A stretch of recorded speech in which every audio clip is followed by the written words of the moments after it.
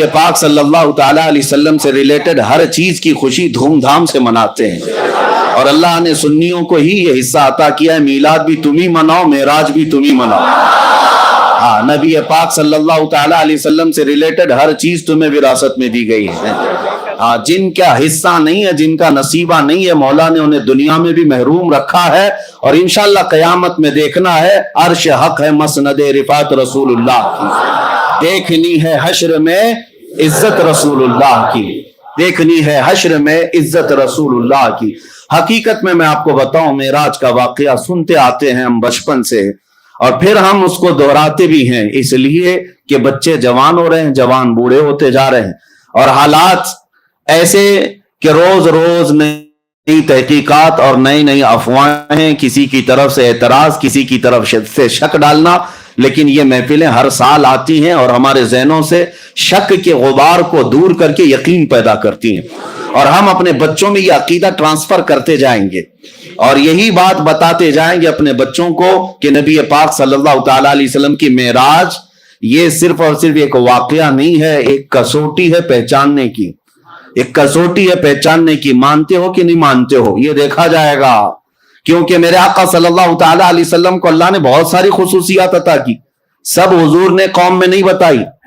हुजूर को बहुत कुछ अता किया गया है, सब उम्मत के सामने मेरे आका ने नहीं बताई, लेकिन मेराज का सफर हुजूर करके आए, बताना क्या जरूरी था? हुजूर को अल्लाह ने नवाजा है, नबी पाक सल्लल्लाहु ताला अलैहि वसल्लम को कुर्ब में बुलाया है, सारी नेमतें अल्लाह ने अपने हबीब को अता की, लेकिन आकर के मेरे आका ने उम्मत के सामने रखा क्यों, बताया क्यों? इसीलिए कि अब देखा जाएगा मोमिन कौन है, मुनाफिक कौन है, ये बताना हुजूर पाक सल्लल्लाहु ताला अलैहि वसल्लम की सुन्नत है। और जो आज भौंकते हैं उन मौलवियों को मैं कहता हूं, हुजूर ने मेराज का वाकया खुद बयान किया, आज तक सुन्नियों की मजलिस से जो जो आलिम बयान करता है वो मेरे मुस्तफा की सुन्नत पर अमल करता है। मेराज का वाकया बयान करना खुद मेरे आका सल्लल्लाहु अलैहि वसल्लम की सुन्नत मुबारका है, हम उस अजीम सुन्नत को जिंदा करने आए हैं। मेरे अजीजों, मेराज का सफर जो है वह हकीकत में एक मौजज़ा है, वो एक मौजज़ा है। मौजज़ा किसे कहते हैं? यहां पर बहुत सारी मुझे आज बहस करनी है इल्मी एतबार से, दलाइल की रोशनी में, लेकिन उससे पहले मुख्तसर अंदाज में मैं वाकया मेराज को अर्ज किए देता हूं। मेराज का सफर पहले सुन लेते हैं और उस पर आने वाले एतराजात, चाहे वो जदीद टेक्नोलॉजी के दौर में साइंस के एतबार से कोई या किसी भी अपनी मन घड़त तावीलात की बुनियाद पर एतराज करता है, तो हम उसका शाफी व काफी जवाब रखते हैं। अल्हम्दुलिल्लाह, नबी पाक सल्लल्लाहु ताला अलैहि वसल्लम के ऐलान नबूवत के बाद मुसलसल कुफार और मुशरिकीन की तरफ से तकलीफें बढ़ती जाती थी, हर दिन एक नया फितना, हर दिन सहाबा की आजमाइश। नबी रहमत सल्लल्लाहु ताला अलैहि वसल्लम को किस तरह की अजियतें दी गई, बायकाट किया गया, सोशल बायकाट किया गया, नबी पाक सल्लल्लाहु अलैहि वसल्लम के गुलामों को मारा गया, कत्ल किया गया, शहीद किया गया, सब देखा। नबी पाक सल्लल्लाहु ताला अलैहि वसल्लम ने ऐलान नबूवत के 10वें साल के बाद गमगीन थे, आपका कल्ब अतहर गमगीन था। अल्लाह रब्बुल इज्जत ने यही 26वीं रजब का दिन गुजार करके जो 27वीं शब आई, जिब्राईल अमीन को भेजा कि जाओ, मेरा महबूब कबीदा खातिर है, मेरा महबूब गमगीन है, मैं महबूब को दुनिया की नहीं अपने कुर्ब की लज्जतें देना चाहता हूं। हम और आप परेशान होते हैं तो हमारे दिल को बहलाने के लिए कई जगह हैं, कोई पहाड़ के ऊपर जाए, कोई समंदर के किनारे जाए, कोई बगीचे में चला जाए, यह हमारे और तुम्हारे दिल बहलाने की जगह हो सकती हैं। लेकिन अल्लाह का महबूब जब गमगीन हो तो उस रसूल को दिल बहलाने के लिए अल्लाह ने दुनिया के कोई मकामात नहीं रखे, फरमाया सीधे महबूब को बुलाओ और जन्नत की सैर कराओ और अर्श व कुर्सी लौह कलम दिखाओ, और फिर लामकां की सैर के बाद रब्बे जुल जलाल की कुर्ब की लज्जतें दी जाए। मेरे आका सल्लल्लाहु ताला अलैहि वसल्लम को किस तरह बुलाया गया? हम और आप अगर दोस्त हैं, बुलाने के कई तरीके हैं। मैं खत भेज करके बुला सकता हूं आपको, टेलीफोन करके बुला सकता हूं, मैसेज दे करके बुला सकता हूं, ये एक बुलाने का एक तरीका ये है। या तो फिर आपको बुलाने के लिए बहुत आला मोहब्बत का तकाजा ये होता है कि आला मोहब्बत का तकाजा अपनी तरफ से किसी एक को कासिद बनाकर भेजूं, اپنا معتمد کوئی ہو اسے قاصد بنا کر بھیجوں اور کہوں کہ آ جائیے آپ تشریف لائی، یہ عزت کا اعلیٰ درجہ ہوتا ہے۔ اور اس سے بھی اعلیٰ درجہ یہ ہوتا ہے کہ چل کر نہ ہو، میں سواری بھی میں ہی بھیجتا ہوں۔ یہ محبت کا اعلیٰ درجہ ہوتا ہے۔ رب تبارک و تعالیٰ معراج کی رات جب اپنے محبوب کو بلایا، ویسے تو قرآن کی آیتیں ڈائریکٹ اتر رہی تھی، اللہ تبارک و تعالیٰ وہی فرما دیتا محبوب آ جاؤ میرے پاس، نہیں، عظمت اور محبت کا تقاضا یہ تھا، کائنات میں فرشتوں میں سب سے اعلیٰ جو ملائکہ اعلیٰ میں فرشتہ ہے وہ سید الملائکہ جبرائیل امین کو بھیجا گیا، جبرائیل امین کو بھیجا گیا، اور ساتھ میں براق سواری کو بھی بھیجا گیا۔ محبوب میرا جبرائیل کے اٹھانے کے بعد براق پر سواری کرتے ہوئے آئے، ورنہ میرے آقا صلی اللہ علیہ وسلم کو براق کی بھی ضرورت نہیں تھی، براق سواری کی بھی ضرورت نہیں تھی، کیونکہ براق ایک سواری ہے۔ آخر میں آپ معراج کے واقعے میں سنیں گے، براق سواری بھی ایک جگہ جا کر کے رک گئی، اس کی لمٹ ختم ہو گئی، اس کے بعد کون چلا؟ سدرا سے بھی آگے کون گیا؟ جبرائیل امین سے پوچھو، وہاں سے بھی آگے کون گیا؟ ضرورت نہیں تھی، لیکن یہ عظمت ہے، یہ عزت ہے۔ حضور پاک صلی اللہ تعالیٰ علیہ وسلم سے اللہ تبارک و تعالیٰ جو محبت فرماتا ہے اس محبت کا تقاضا ہے۔ اب نبی پاک صلی اللہ علیہ وسلم کی حدیث سنتے ہیں، حضور نے خود فرمایا، میں حتیم حرم میں یا حرم کا جو حصہ ہے مطاف، وہاں پر حضور صلی اللہ تعالیٰ علیہ وسلم آرام فرما رہے تھے، جبرائیل امین رات کے وقت آئے، 3 مرتبہ حضور پاک صلی اللہ علیہ وسلم کے پاس ہوا ہے، اور تیسری مرتبہ حضور صلی اللہ تعالیٰ علیہ وسلم جب بیدار ہوئے تو عرض کیا کہ آقا رب ذوالجلال آپ کو اپنے جلوہ خاص میں دعوت دے رہا ہے، آپ چلیں سفر پر۔ حضور کو اٹھایا، اور اتنا ہی نہیں بلکہ چاہے زمزم کے پاس لے جا کر حضور پاک صلی اللہ علیہ وسلم کا سینہ اطہر چاک کیا گیا، آپ کا دل مبارک نکالا گیا، اور جنت کی ایک تشتری میں انوار و تجلیات سے بھرا ہوا پانی تھا، اس پانی سے رسول کریم صلی اللہ علیہ وسلم کے قلب اطہر کو دھویا گیا، پھر دوبارہ آپ کے سینے مبارکہ میں رکھا گیا، اور اس کے بعد پھر جبرائیل امین نے عرض کیا براق سواری آپ کے لیے تیار ہے۔ نبی پاک صلی اللہ تعالیٰ علیہ وسلم جب براق کے پاس گئے، یہ سواری نہ پہلے آپ سے کسی کو دی گئی اور نہ قیامت تک کسی کو دی جائے گی، وہ رسول کریم صلی اللہ علیہ وسلم کا خاصہ ہے۔ وہ براق کیسی سواری تھی؟ خود حضور فرماتے ہیں خچر سے تھوڑا سا چھوٹی اور گدھے سے تھوڑا سا بڑی، خچر اور گدھے کے درمیانی حصہ تھا، اور اس سواری پر جب حضور صلی اللہ علیہ وسلم تشریف لے جانے لگے، وہ شوق سے اچھل کود کرنے لگا۔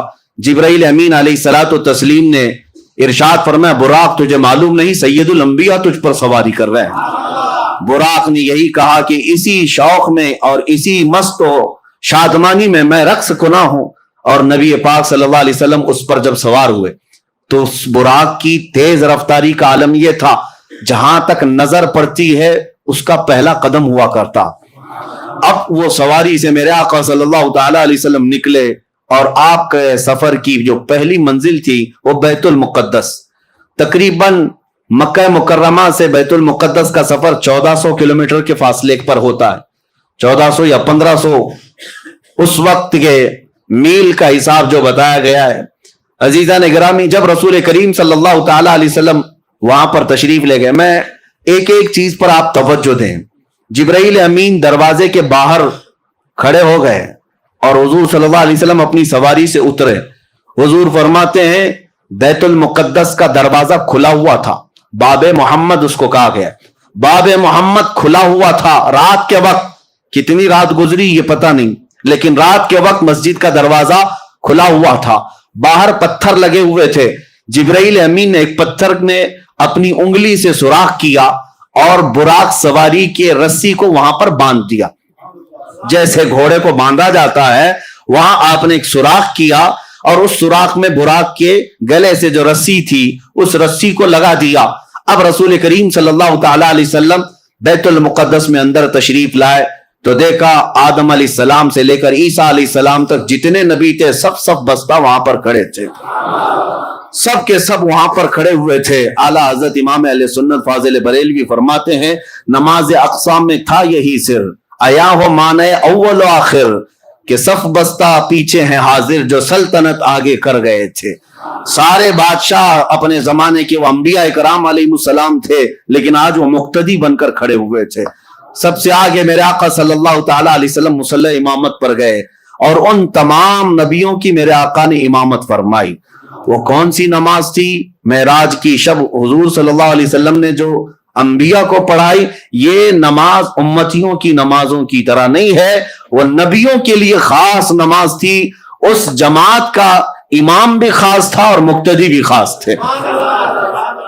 اس نماز کے بعد ایسا ہی نہیں ہے کہ نماز ہو گئی، بلکہ اولو العزم جتنے انبیاء کرام مرسلین اعظام تھے، ان سب نے حضور صلی اللہ تعالی علیہ وسلم کی تعریف میں قصیدے سنائے. حضرت ابراہیم علیہ السلام نے میرے آقا صلی اللہ علیہ وسلم کی تعریف سنائی، حضرت موسیٰ علیہ السلام نے تعریف سنائی، حضرت اسماعیل علیہ السلام نے تعریف سنائی. یعنی یہ بھی آپ دیکھیں، محفل مصطفیٰ جب لگی ہوتی ہے، پہلے جو ہم نعتیں پڑھتے ہیں یا سنتے ہیں، یہ انبیاء کی سنتیں ہیں، انبیاء اکرام کی سنتیں ہیں. حضور صلی اللہ تعالی علیہ وسلم کے قصیدے سنائے. پھر نبی پاک صلی اللہ تعالی علیہ وسلم بیت المقدس سے نکلتے ہیں. یہ سفر میں پورے معراج کے سفر کو 3 مرحلوں میں بتاتا ہوں. 3 مرحلے، 3 سٹیپ. پہلا مرحلہ مسجد حرم سے بیت المقدس تک، اور دوسرا مرحلہ یہاں سے شروع ہوتا ہے آسمانوں کا. یہاں سے نبی پاک صلی اللہ تعالی علیہ وسلم آسمانوں کی طرف نکلے. اب آسمانوں کا سفر، پہلے آسمان پر گئے، دروازہ ہے آسمان میں، جبرائیل امین نے دروازے کھولنے کا حکم دیا. دربان نے پوچھا کون ہے؟ کہا محمد عربی صلی اللہ تعالی علیہ وسلم آئے ہوئے ہیں. دروازہ کھول دیا گیا. پہلے آسمان پر جب گئے، وہاں حضرت آدم علیہ السلام سے میرے آقا کی ملاقات ہوئی. وہاں پر ملاقات کے بعد دوسرے آسمان پر حضور صلی اللہ علیہ وسلم تشریف لے گئے. یہ ایسا نہ سمجھے کہ ایک گیٹ سے دوسرے گیٹ جا رہے ہیں. ایک آسمان سے دوسرے آسمان کا سفر رسول کریم صلی اللہ علیہ وسلم کی احادیث کی روشنی میں 500 سال کی مسافت کا ہے. 500 سال کی مسافت کا. اور وہ میرے آقا صلی اللہ تعالی علیہ وسلم دم زدن میں طے کرتے چلے گئے. یہ کیسے ہوا اور کیسے ممکن ہو سکتا ہے، اس پر ہم بعد میں بحث کرتے ہیں. دوسرے آسمان پر جب نبی پاک صلی اللہ علیہ وسلم تشریف لے گئے، وہاں پر بھی دروازہ کھولا گیا. دوسرے آسمان پر عیسیٰ علیہ السلام اور یحییٰ علیہ السلام سے ملاقات ہوئی. تیسرے آسمان پر گئے رسول کریم صلی اللہ تعالی علیہ وسلم، وہاں حضرت یوسف علیہ السلام سے ملاقات ہوئی. چوتھے آسمان پر گئے، نبی پاک صلی اللہ تعالی علیہ وسلم کی وہاں پر ملاقات حضرت ادریس علیہ السلام سے ہوئی، حضرت ہارون علیہ السلام سے. پانچویں آسمان پر حضرت ادریس علیہ السلام سے ملاقات ہوئی. چھٹے آسمان پر اولو العزم پیغمبروں میں سے سیدنا کلیم اللہ موسیٰ علیہ السلام سے ملاقات ہوئی. ان کے بعد پھر 7ویں آسمان پر پہنچے. ہر آسمان کی شکل الگ، ہر آسمان کی حیت الگ، ہر آسمان کے دروازے الگ، ہر آسمان میں فرشتے بھی الگ. 7ویں آسمان پر جب گئے، نبی پاک صلی اللہ علیہ وسلم نے دیکھا ابو الانبیاء حضرت ابراہیم علیہ السلام وہاں پر تھے. ان سے ملاقات ہوئی. نبی پاک صلی اللہ تعالی علیہ وسلم نے سب سے ملاقاتیں کی، سب سے بات چیت بھی فرمائی. اور اس کے بعد سدرۃ المنتہا پہنچے. سدرۃ المنتہا کیا ہے؟ ایک بیری کا درخت، ایک ایسا درخت جس کی لمبائی چوڑائی کو تم تصور میں بھی نہیں لا سکتے، تصور میں بھی نہیں لا سکتے. یہ پوری دنیا اس کے ایک پتے کے برابر بھی نہیں، پوری دنیا اس درخت کے پتے کے برابر نہیں. سدرۃ المنتہا وہ ایک جھاڑی ہے جس کے ارد گرد اللہ کے تمام فرشتے ہیں. سدرۃ المنتہا یہ جبرائیل امین علیہ الصلوۃ والتسلیم کا آخری مقام ہے. وہاں پہنچنے کے بعد اب جتنے فرشتے اللہ تعالیٰ کے ہیں سب ہجوم در ہجوم آنے لگے. اور یہ حدیث پاک میں ہے، سارے فرشتے آ کر اللہ رب العزت کی بارگاہ میں عرض کرنے لگے، اے مولا، آج تیرا محبوب تیرے قرب کے اور تیرے وصال کی لذتیں پانے کے لیے سفر معراج پر آیا ہے.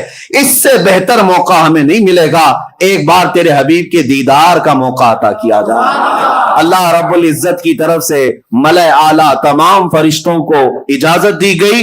حضور صلی اللہ تعالی علیہ وسلم ارشاد فرماتے ہیں، میں سدرۃ المنتہا کے پاس تھا، فرشتے ہجوم در ہجوم آتے اور زیارت کرتے، درود پڑھتے اور نکلتے چلے جاتے.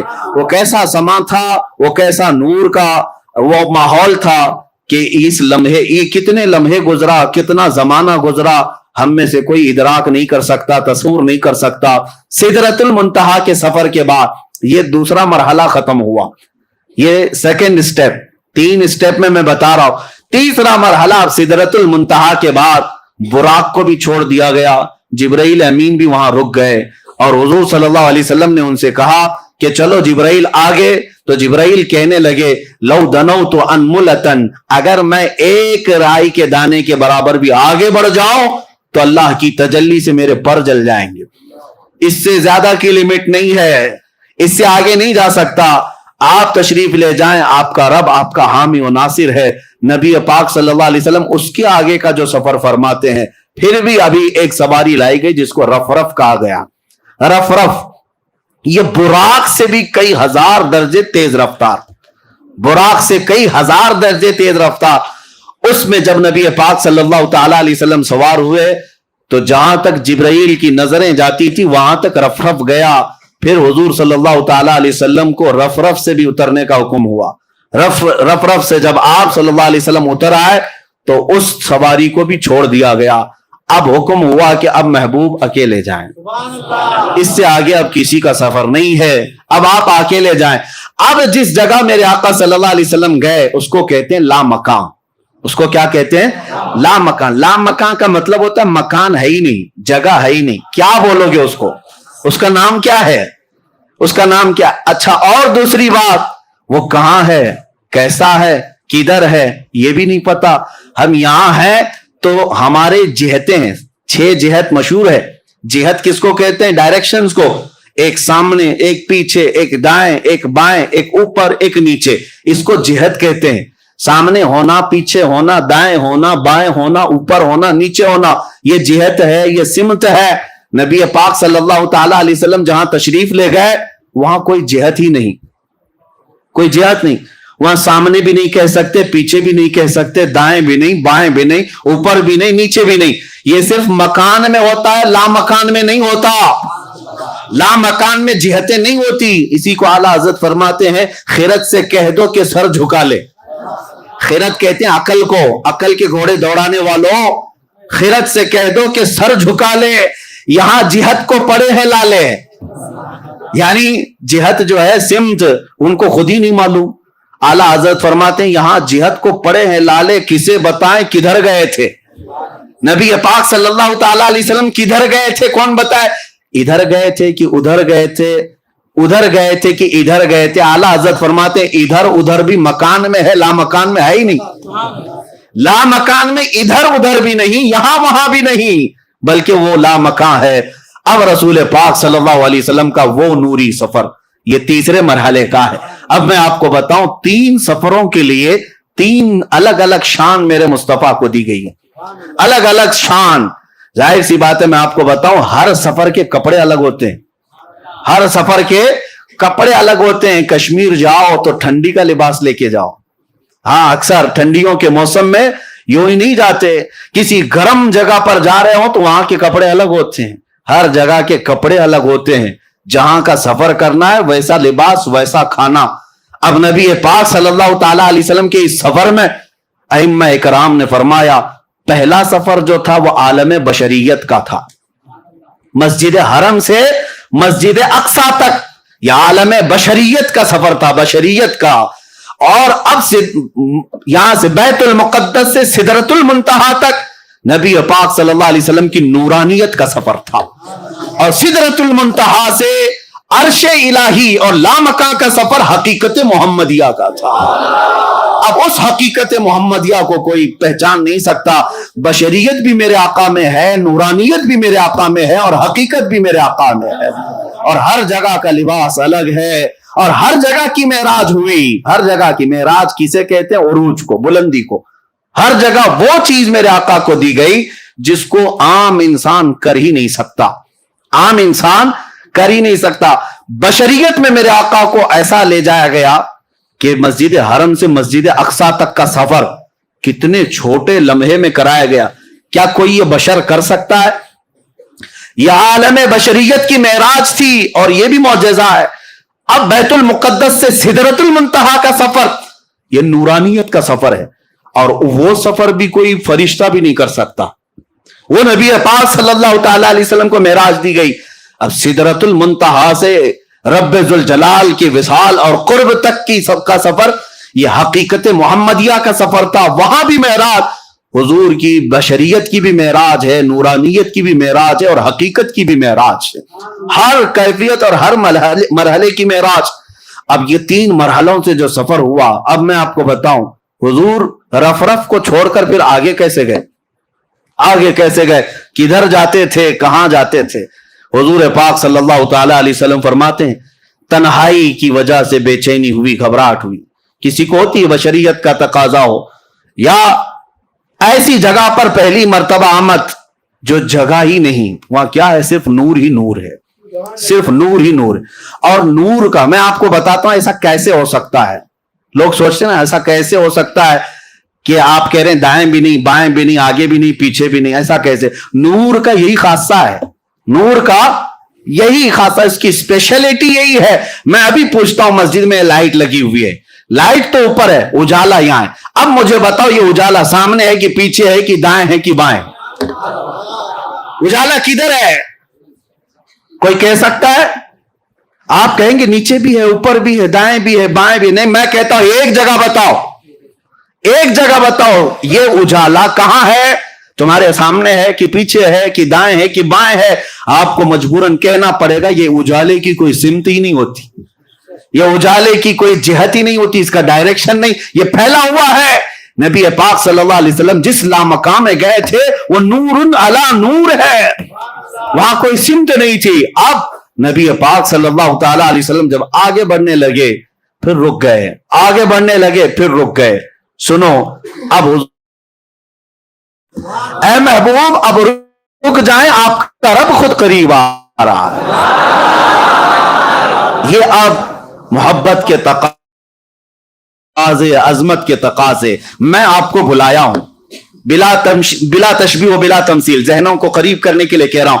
आपसे मैं मोहब्बत करता हूं, बुलाया मैं अपनी जगह पर, अपने घर पर, कासिद भी भेजा, सवारी भी भेजा, आप आए मेरे घर। मुझे पता चला मैं जिस मेहमान को और जिस महबूब को बुलाया आया हूं, अब और आला मोहब्बत का तकाजा यह है मैं अपने घर के सोफे में बैठकर इंतजार ना करूं, दरवाजे से निकल करके तुम्हारा इस्तेकबाल करूं, निकलकर मैं तुम्हारा इस्तेकबाल करूं। यह आला दर्जे की अजमत हुआ करती है, बिला तशबीह बिला तमसील। मेरे मुस्तफा रब्बे जुल जलाल के कुर्ब में जा रहे थे, बुलाया गया कासिद भेजकर, बुलाया गया सवारी पर बिठाकर, लेकिन जब उस जगह पर पहुंचे जिस जगह का नाम ही नहीं है, तब रब तबारक व तआला ने इरशाद फरमाया, किफ या मोहम्मद इन्ना रब्बका युसल्ली, ऐ महबूब रुक जाएं, आपका रब खुद करीब आ रहा है।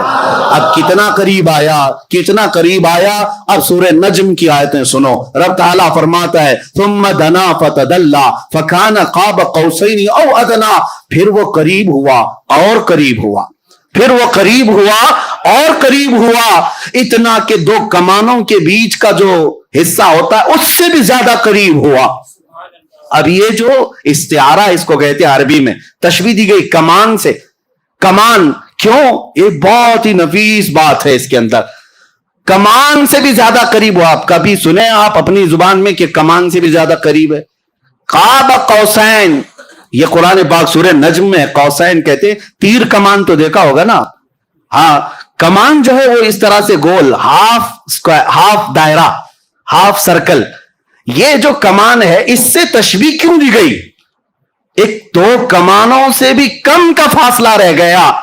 असल में लोग ये समझते होंगे ये जो तीर कमान है ये नहीं है, अरबों की एक कहावत है ये, क्योंकि कुरान अरबी में नाजिल हुआ अरबों को चैलेंज करते हुए। उनके यहां जो मुहावरे चलते थे वो क्या है पता है? अरब कबीलों में, अरब खानदानों में एक दस्तूर था, 2 खानदान वाले जब सुलह करते, जब 2 खानदान वाले कोई मुआहदा करते, एग्रीमेंट करते कि आज से हम और आप सगे भाई की तरह है, मोहब्बत में हम एक दूसरे से बहुत करीब हैं, तो क्या करते थे पता है? एक खानदान का लीडर दूसरे खानदान का लीडर दोनों मैदान में आते और दोनों के हाथ में कमान होते थे। तवज्जो से सुने, दोनों के हाथों में कमान होते और तीर भी होते।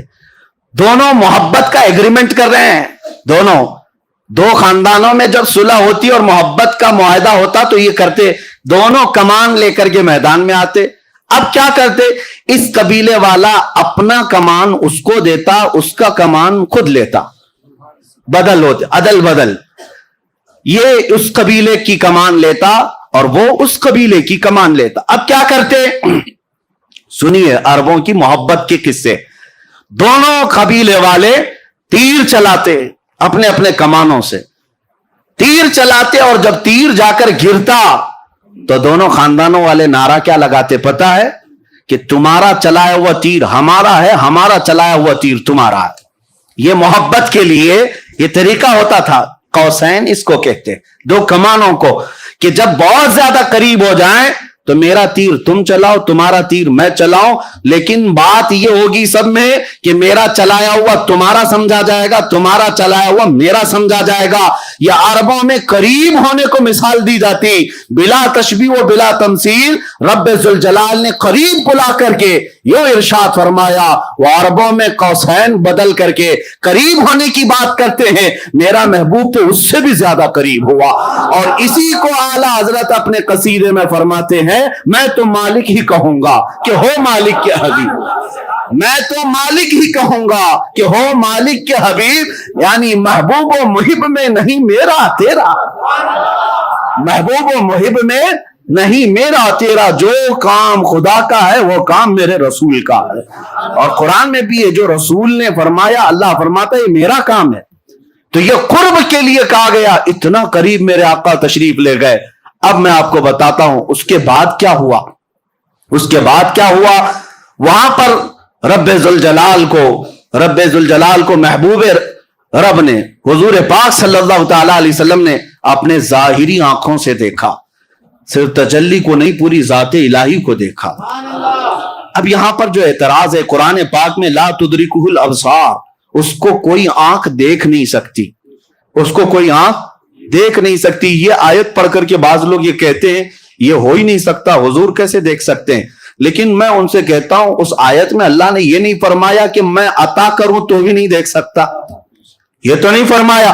کوئی آنکھ نہیں دیکھ سکتی یقین ہے, لیکن وہ خود کسی کو طاقت دے دے تو ممکن ہے, ممکن ہے. مولا کریم, اب میں آپ کو اسی بحث کی طرف لے جاؤں گا. پہلے اس معراج کے واقعے کو کمپلیٹ کرتے ہیں, کیونکہ یہ ہمارا دستور ہے, پورا آپ سن لیں. قریب اتنا ہوئے, اب اس کے بعد کتنی دیر رہے, کیا باتیں ہوئی, یہ محبوب و محب کے راز ہیں. فَأَوْحَى إِلَىٰ عَبْدِهِ مَا أَوْحَى, قرآن میں یہ ہے کہ اللہ نے اپنے حبیب پر وحی کی جو وحی کی, خود رب تعالیٰ نہیں بتایا. قرآن میں ہر چیز بتائی گئی ہے, لیکن وہاں اپنے حبیب کو کیا باتیں کی, اللہ فرماتا ہے فَأَوْحَى إِلَىٰ عَبْدِهِ مَا أَوْحَى, اپنے بندے خاص سے جو باتیں کرنی تھی کر لیا, رب ہو گئی باتیں. اب اس کے بعد رسول پاک صلی اللہ علیہ وسلم ارشاد فرماتے, اللہ عز و جل نے اپنے دست قدرت کو میرے سینے پر رکھا, جس کی ٹھنڈک میں نے اپنے دل میں محسوس کی, اور اس کے بعد میں نے زمین و آسمان کی ہر چھپی ہوئی چیز کو دیکھ لیا, ہر شے میرے سامنے عیاں ہو گئی. پھر اعلیٰ حضرت اسی کو فرماتے ہیں, یا رسول اللہ, سر عرش پر ہے تیری گزر, در فرش پر ہے تیری نظر, ملکوت و ملک میں نہیں کوئی شے وہ جو تجھ پہ عیاں نہیں, اور کوئی غیب کیا تم سے نہا ہو بھلا, جب نہ خدا ہی چھپا. سب سے اعلیٰ دنیا میں کوئی چیز آپ کو لگتی ہو تو آپ اپنے اپنے حساب سے عقل سے سوچتے ہوں گے آسمان سب سے بلند ہے فلاں اس سے, لیکن پوری کائنات کو بنانے والا رب العالمین ہے.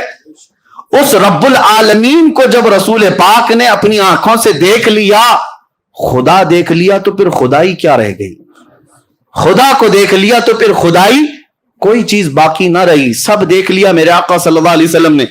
اب رب العالمین کے جلوے خاص سے جب آنا تھا تب واپس ہوئے, اور کتنے سال تھے, کب آئے, یہ نوری سفر ہے, اس میں کوئی بتا نہیں سکتا. واپس جب میرے آقا صلی اللہ تعالی علیہ وسلم تشریف لائے تو آپ کو پتا ہے چھٹے آسمان پر حضرت موسیٰ علیہ السلام سے ملاقات ہوئی. اب یہاں پر بھی دیکھیں مہمان کے تقاضے کیا کیا ہوتے ہیں. پھر میں آتا ہوں ہماری زندگیوں کے معاملہ, پھر میں یہی کہوں گا بلا تشبیہ و بلا تمثیل, آپ سے محبت کرتا ہوں, بلانا چاہتا ہوں, قاصد بھیجا, سواری بھیجا, آپ آئے, گھر سے نکل کر کے میں آیا, استقبال کیا, آپ آ بھی گئے, بیٹھ بھی گئے, محبت کی باتیں بھی ہوئی, جانے لگے. محبت کا ایک اور عظیم اخلاقی اعتبار سے عظمت کی ایک نشانی یہ بھی ہے کہ جب محبوب جا رہا ہو تو خالی ہاتھ نہ جائے. مہمان جا رہا ہو تو خالی ہاتھ نہ جائے. محبوب آئے ہو عرش تک, محبوب آئے ہو معراج میں, جا رہے ہو تو تحفہ لے کر جاؤ. تحفہ کیا دینا چاہیے؟ میں تو یہی محسوس کروں گا بلا تشبیہ و بلا تمثیل, میں آپ کے مزاج کو دیکھ کر تحفہ دیتا ہوں. آپ آئے ہیں, آپ عطر پسند کرتے ہیں, عطر لے کے جائیے. آپ کو کپڑے پسند ہیں, کپڑے لے کر کے جائیے. آپ کو تسبیح پسند ہے, آپ وہ لے کر جائیں. ہر ایک آدمی پہلے پوچھ لیتا ہے کہ فلاں کو کیا پسند ہے. آپ اپنے گھر میں آنے کے وقت کئی لوگ پوچھتے ہیں کیا میٹھا پسند کرتے ہیں, کیا کھانا پسند کرتے ہیں. یعنی دستور زندگی کا یہ ہے, آنے والے کی پسند دیکھی جاتی ہے اور وہی چیز کھلائی بھی جاتی, وہی چیز دی بھی جاتی. لیکن کمال ہے جب رسول پاک صلی اللہ تعالیٰ علیہ وسلم کو رب تعالیٰ تحفہ دے رہا ہے تو رسول پاک کی یقیناً پسند کے مطابق ہی دیا گیا ہوگا, پسند کے مطابق ہی دیا گیا ہوگا. اب یہاں سے پتا چلتا ہے میرے آقا کا کمال. رسول پاک صلی اللہ تعالیٰ علیہ وسلم کو سب سے زیادہ کوئی چیز پسند تھی تو وہ ہم غریب امتی پسند تھے. حضور کی یہی کی پسند ہے, امتی امتی. اسی لیے رب ذوالجلال نے تحفہ بھی کیا دیا, محبوب یہ آپ کی امت کے لیے, یا آپ کی امت کے لیے ہے, آپ لے جائیں. نبی پاک صلی اللہ تعالیٰ علیہ وسلم کو تحفہ ان کی سب سے عزیز چیز دی گئی. اسی لیے میرے آقا نے فرمایا جعلت قرۃ عینی فی الصلاۃ, نماز میں میری آنکھوں کی ٹھنڈک ہے. دیکھو تحفہ بھی وہی دیا گیا جو رسول کو سب سے زیادہ پسند تھا اور لے کر کے تشریف لائے. تو ابھی جو آپ سن بھی رہے تھے اور اس سے قبل سنے بھی ہوں گے, موسیٰ علیہ السلام ملاقات کیے, 50 نمازیں تھیں. کہا کہ آپ کی امت اتنی نہیں پڑے گی, کم کرا کر لائیں. حضور صلی اللہ تعالیٰ علیہ وسلم واپس تشریف لے گئے, 5 کم کرائے. یہ بار بار آتے تھے, بار بار جاتے تھے, 5 کم ہوتی تھی. 9 بار حضور گئے, 9 بار حضور پاک گئے, اور 9ویں بار جب واپس تشریف لائے 5 بچی رہ گئی. حضرت موسیٰ علیہ السلام اس وقت بھی کہہ رہے تھے کہ اور کم کرا لی تھی. حضور صلی اللہ تعالیٰ علیہ وسلم نے ارشاد فرمایا اب مجھے حیا آتی ہے میرے رب کے پاس اور کم کرانے کے. لیکن اللہ رب العزت نے اپنے محبوب سے فرمایا جاؤ محبوب, آپ اپنی امت کو یہ 5 دے دیں, لیکن اللہ ثواب 50 کا ہی عطا کرے گا. 5 پڑھو گے لیکن ثواب 50 کا ہی دیا جائے گا. اس میں کوئی کٹوتی نہیں کی گئی ثواب میں. اب یہاں پر بات یہ ہے کہ ایک ہی بار کیوں نہیں کم کر دیے, ڈائریکٹ 45 کم کر دیتے, ڈائریکٹ ایک ساتھ کم کرتے یا 2 بار میں کم کرتے. اب سنیے, آپ کو وہ واقعہ معلوم ہونا چاہیے کہ موسیٰ علیہ السلام نے اپنے زمانے میں ایک مرتبہ اللہ کریم کی بارگاہ میں یوں عرض کیا تھا ربی ارینی, اے اللہ تو مجھے اپنا دیدار کرا دے. اور وہ ایک بار نہیں بار بار کہتے تھے اے اللہ تو اپنے جلوے دکھا, اے اللہ تو اپنے جلوے دکھا, اے اللہ تو اپنے جلوے دکھا. رب تبارک و تعالیٰ کی بارگاہ میں بار بار اصرار کر رہے تھے. تو موسیٰ علیہ السلام کو کوہ طور پر بلایا گیا, پہاڑ پر, اور کہا گیا کہ آپ یہاں کھڑے رہے, رب تعالیٰ اپنی تجلی کی ایک ہلکی سی جھلک آپ کے سامنے پیش کرے گا. اور وہ اتنی چھوٹی کہ سوئی کے ناکے سے بھی کم, سوئی کے کونے سے بھی زیادہ چھوٹی, اور وہ ایک درخت پر ڈالی گئی. موسیٰ علیہ السلام جھپکتی آنکھوں سے ابھی دیکھ بھی نہ پائے تھے کہ بے ہوش ہو کر گر پڑے. قرآن پاک میں بھی یہ موجود ہے, فلما تجلی ربہ للجبل جعلہ, فلما تجلی ربہ, جب اللہ تبارک و تعالیٰ نے اپنی تجلی کو ظاہر فرمایا, خر موسیٰ صعقا, موسیٰ علیہ السلام بے ہوش ہو کر گر پڑے.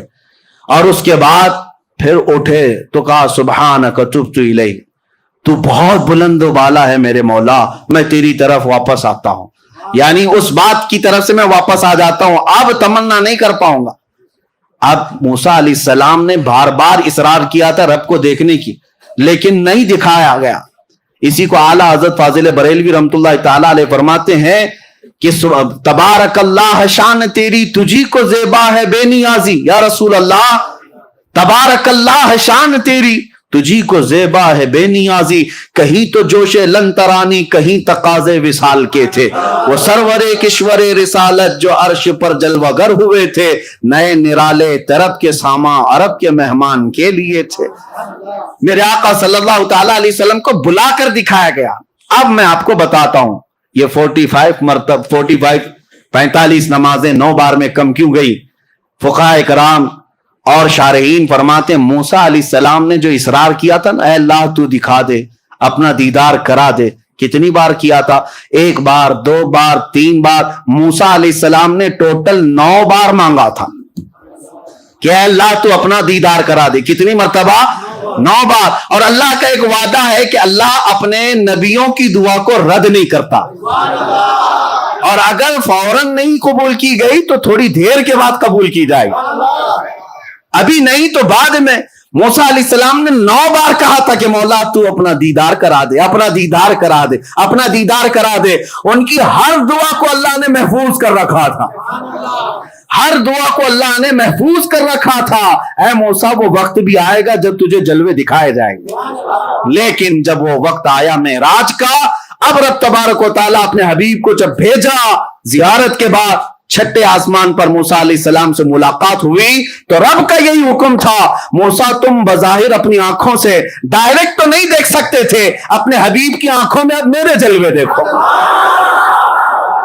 حبیب میری زیارت کیے آ رہا ہے، نظارے اپنی آنکھوں میں لیے آ رہا ہے. موسیٰ تم ڈائریکٹ تو نہیں دیکھ سکتے تھے، حبیب کی آنکھوں سے اپنے مولا کا دیدار کرو. ہم وسیلے والے اسی لیے ہیں میرے عزیزوں.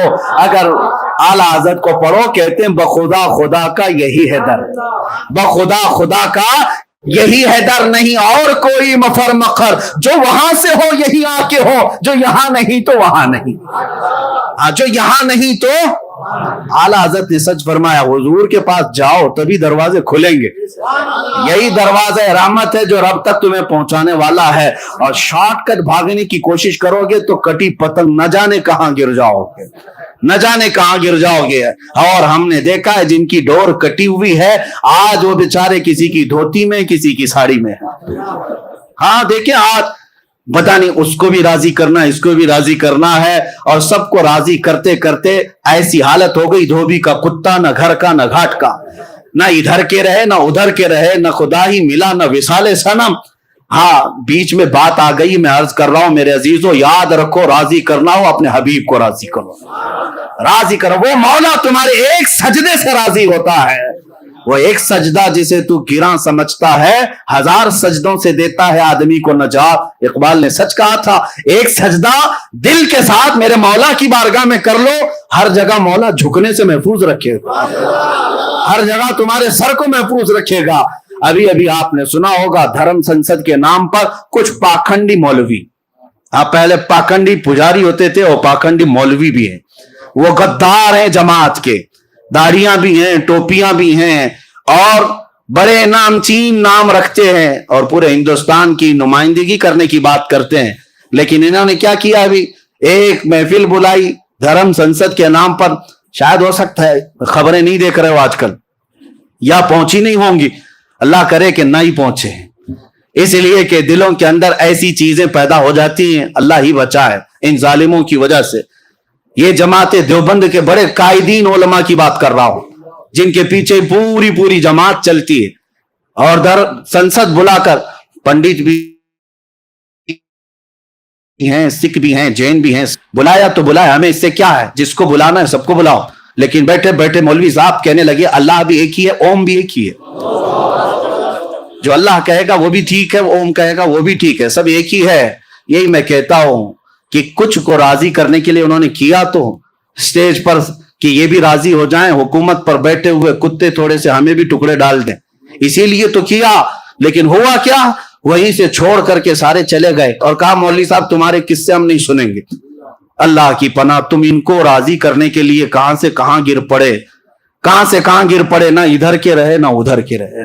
اسی لیے 100 سال پہلے میرے اعلیٰ حضرت نے سمجھایا تھا، ہاں اے لوگوں بیدار رہو، آنکھ سے کاجل صاف چرا لیں، یہاں وہ چور بلا کے ہیں. تیری گٹھری تاکی ہے اور تو نے نیند نکالی ہے، سونا جنگل رات اندھیری چھائی بدلی کالی ہے، سونے والوں جاگتے رہیو چوروں کی. ہاں یہ وہی چور ہیں، یہ وہی چور ہیں. آنکھ سے کاجل صاف چرا لیں، کیا مطلب ہے؟ کاجل کوئی چراتا ہے؟ کاجل کوئی چراتا ہے؟ پولیس اسٹیشن میں جا کر پوچھو کیا آپ کے پاس اب تک کوئی ایسا کیس رجسٹر ہوا کہ कोई चोर जो है किसी का काजल चुरा के गया हो, शायद कोई थानेदार कहेगा कि नहीं ऐसा तो कोई केस नहीं आया, लेकिन यहां आता है केस। आला हजरत फरमाते नहीं है काजल चुराते हैं, आला हजरत ने इस्तिआरा लिया, आंख से काजल साफ चुरा ले, इसका मतलब यह है मोमिन की आंख का काजल इश्क मुस्तफा हुआ करता है। ये सुरमे की बोतल काजल की डिबिया नहीं मुराद है, हर मोमिन की आंख का काजल, आंख का सुरमा मेरे मुस्तफा का इश्क है और वो तुम्हारी आंखों में लगा हुआ है।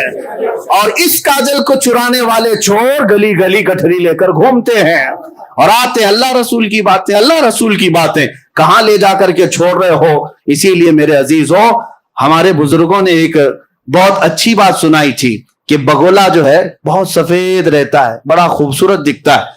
एक बार नदी में आया और सर झुकाए बैठा था, तस्बीह पढ़ रहा था, मछलियां खुश हो गई, अल्लाह वाले आए, अल्लाह वाले इतने सफेद हैं, इतने खूबसूरत हैं और सर झुकाए बैठे हुए सिर्फ तस्बीह पढ़ते हैं। छोटी छोटी मछलियां थी, नई नई मछलियां थी, उन्हें पता नहीं कि बगोला कैसे शिकार करता है, उन्हें मालूम नहीं। बड़ी मछली जो थी, बड़ी मछली को जब पता चला बगुला आया है, अंधा बगुला जिसको कहते हैं, सफेद वाला, वो आया है, छोटी मछलियां दौड़ी दौड़ी जा रही, चलो जियारत के लिए हजरत आए। बड़ी मछली ने समझा नहीं मियां ये तो चोर है, ये चोर है, ये डाकू है, जाओगे उछक ले जाएगा। सब बुरा भला कहने लगी, ये अम्मा, ये दादी, ये पुराने ख्यालात की है, इनको क्या मालूम अल्लाह वालों को बुरा कहती है। हाँ, ये अपने घर में रहती हैं, बूढ़ी हो गई हैं, अल्लाह वालों को गालियां देती, कितने सफेद हैं, कितने शरीफ, आंखें बंद किए हैं, तस्बीह पढ़ रहे, सर झुकाए। बूढ़ी मछलियां बोलती रह गई, छोटी मछलियां समझ ना पाई, कहा कि ये सब पुराने जमाने के ख्यालात हैं, हम तो कदम बोसी करके आएंगे, हम तो हाथ चूम के आएंगे। छोटी छोटी मछलियां आई कदम बोसी करने के लिए अंधे बगोले के पास। जब करीब आई कदमों के पास, बगोला चोंच मारा, सबको उठाकर ले गए। इस मछली को, उस मछली को, जो जो चोंच में आई उठाकर भाग गया। बची हुई मछलियां आई और अम्मा से कहने लगी, सच कहती थी आप, सच कहती थी। मेरे अजीजों, बुजुर्ग यही तो समझाते थे आप सबको कि आंख से काजल साफ चुरा ले, या वो चोर भला के हैं। हमारे नौजवान कहते नहीं, अल्लाह वालों को आप बुरा बुरा कहते हैं, ऊपर से नीचे तो सफेद लिबास पहने रहते हैं, आप बगोले की तरह है, लेकिन हम कहते हैं वो ठोक मारकर ले जाएंगे। इसीलिए परखना है किसी को तो जुब्बे टोपी से मत परखो, परखना है किसी को तो दाढ़ी टोपी से मत परखो। अगर किसी के कपड़े फटे हुए हो, बड़ा गंदा लिबास हो, सीना इश्के नबी से धड़क रहा हो, वो हमारे सर का ताज है, वो हमारे सर का ताज है, बल्कि हम उसके कदमों में जान लुटाने को भी तैयार हैं। परखना हो तो हुब्बे मुस्तफा पे परखो, अगर दिल में इश्क मुस्तफा है तो हमारा इमाम है। इसी को मुर्शिद गिरामी हुजूर ताज शरिया रहमतुल्लाह तआला अलैह ने फरमाया, नबी से हो जो बेगाना उसे दिल से जुदा कर दे, नबी से हो जो बेगाना उसे दिल से जुदा कर दे, इधर मादर बिरादर जानो माल उन पर फिदा कर दे। मेरे अजीजों, बात इधर उधर ना जाए, ये धर्म संसद के कुत्तों को छोड़ दो और फिर अलल ऐलान ये कहो, जालिमो तुम्हारा दीन तुम्हें मुबारक, हमारा दीन हमें मुबारक। हमें हर जगह अल्लाह अकबर ही सिखाया गया है, अल्लाह सबसे बड़ा है।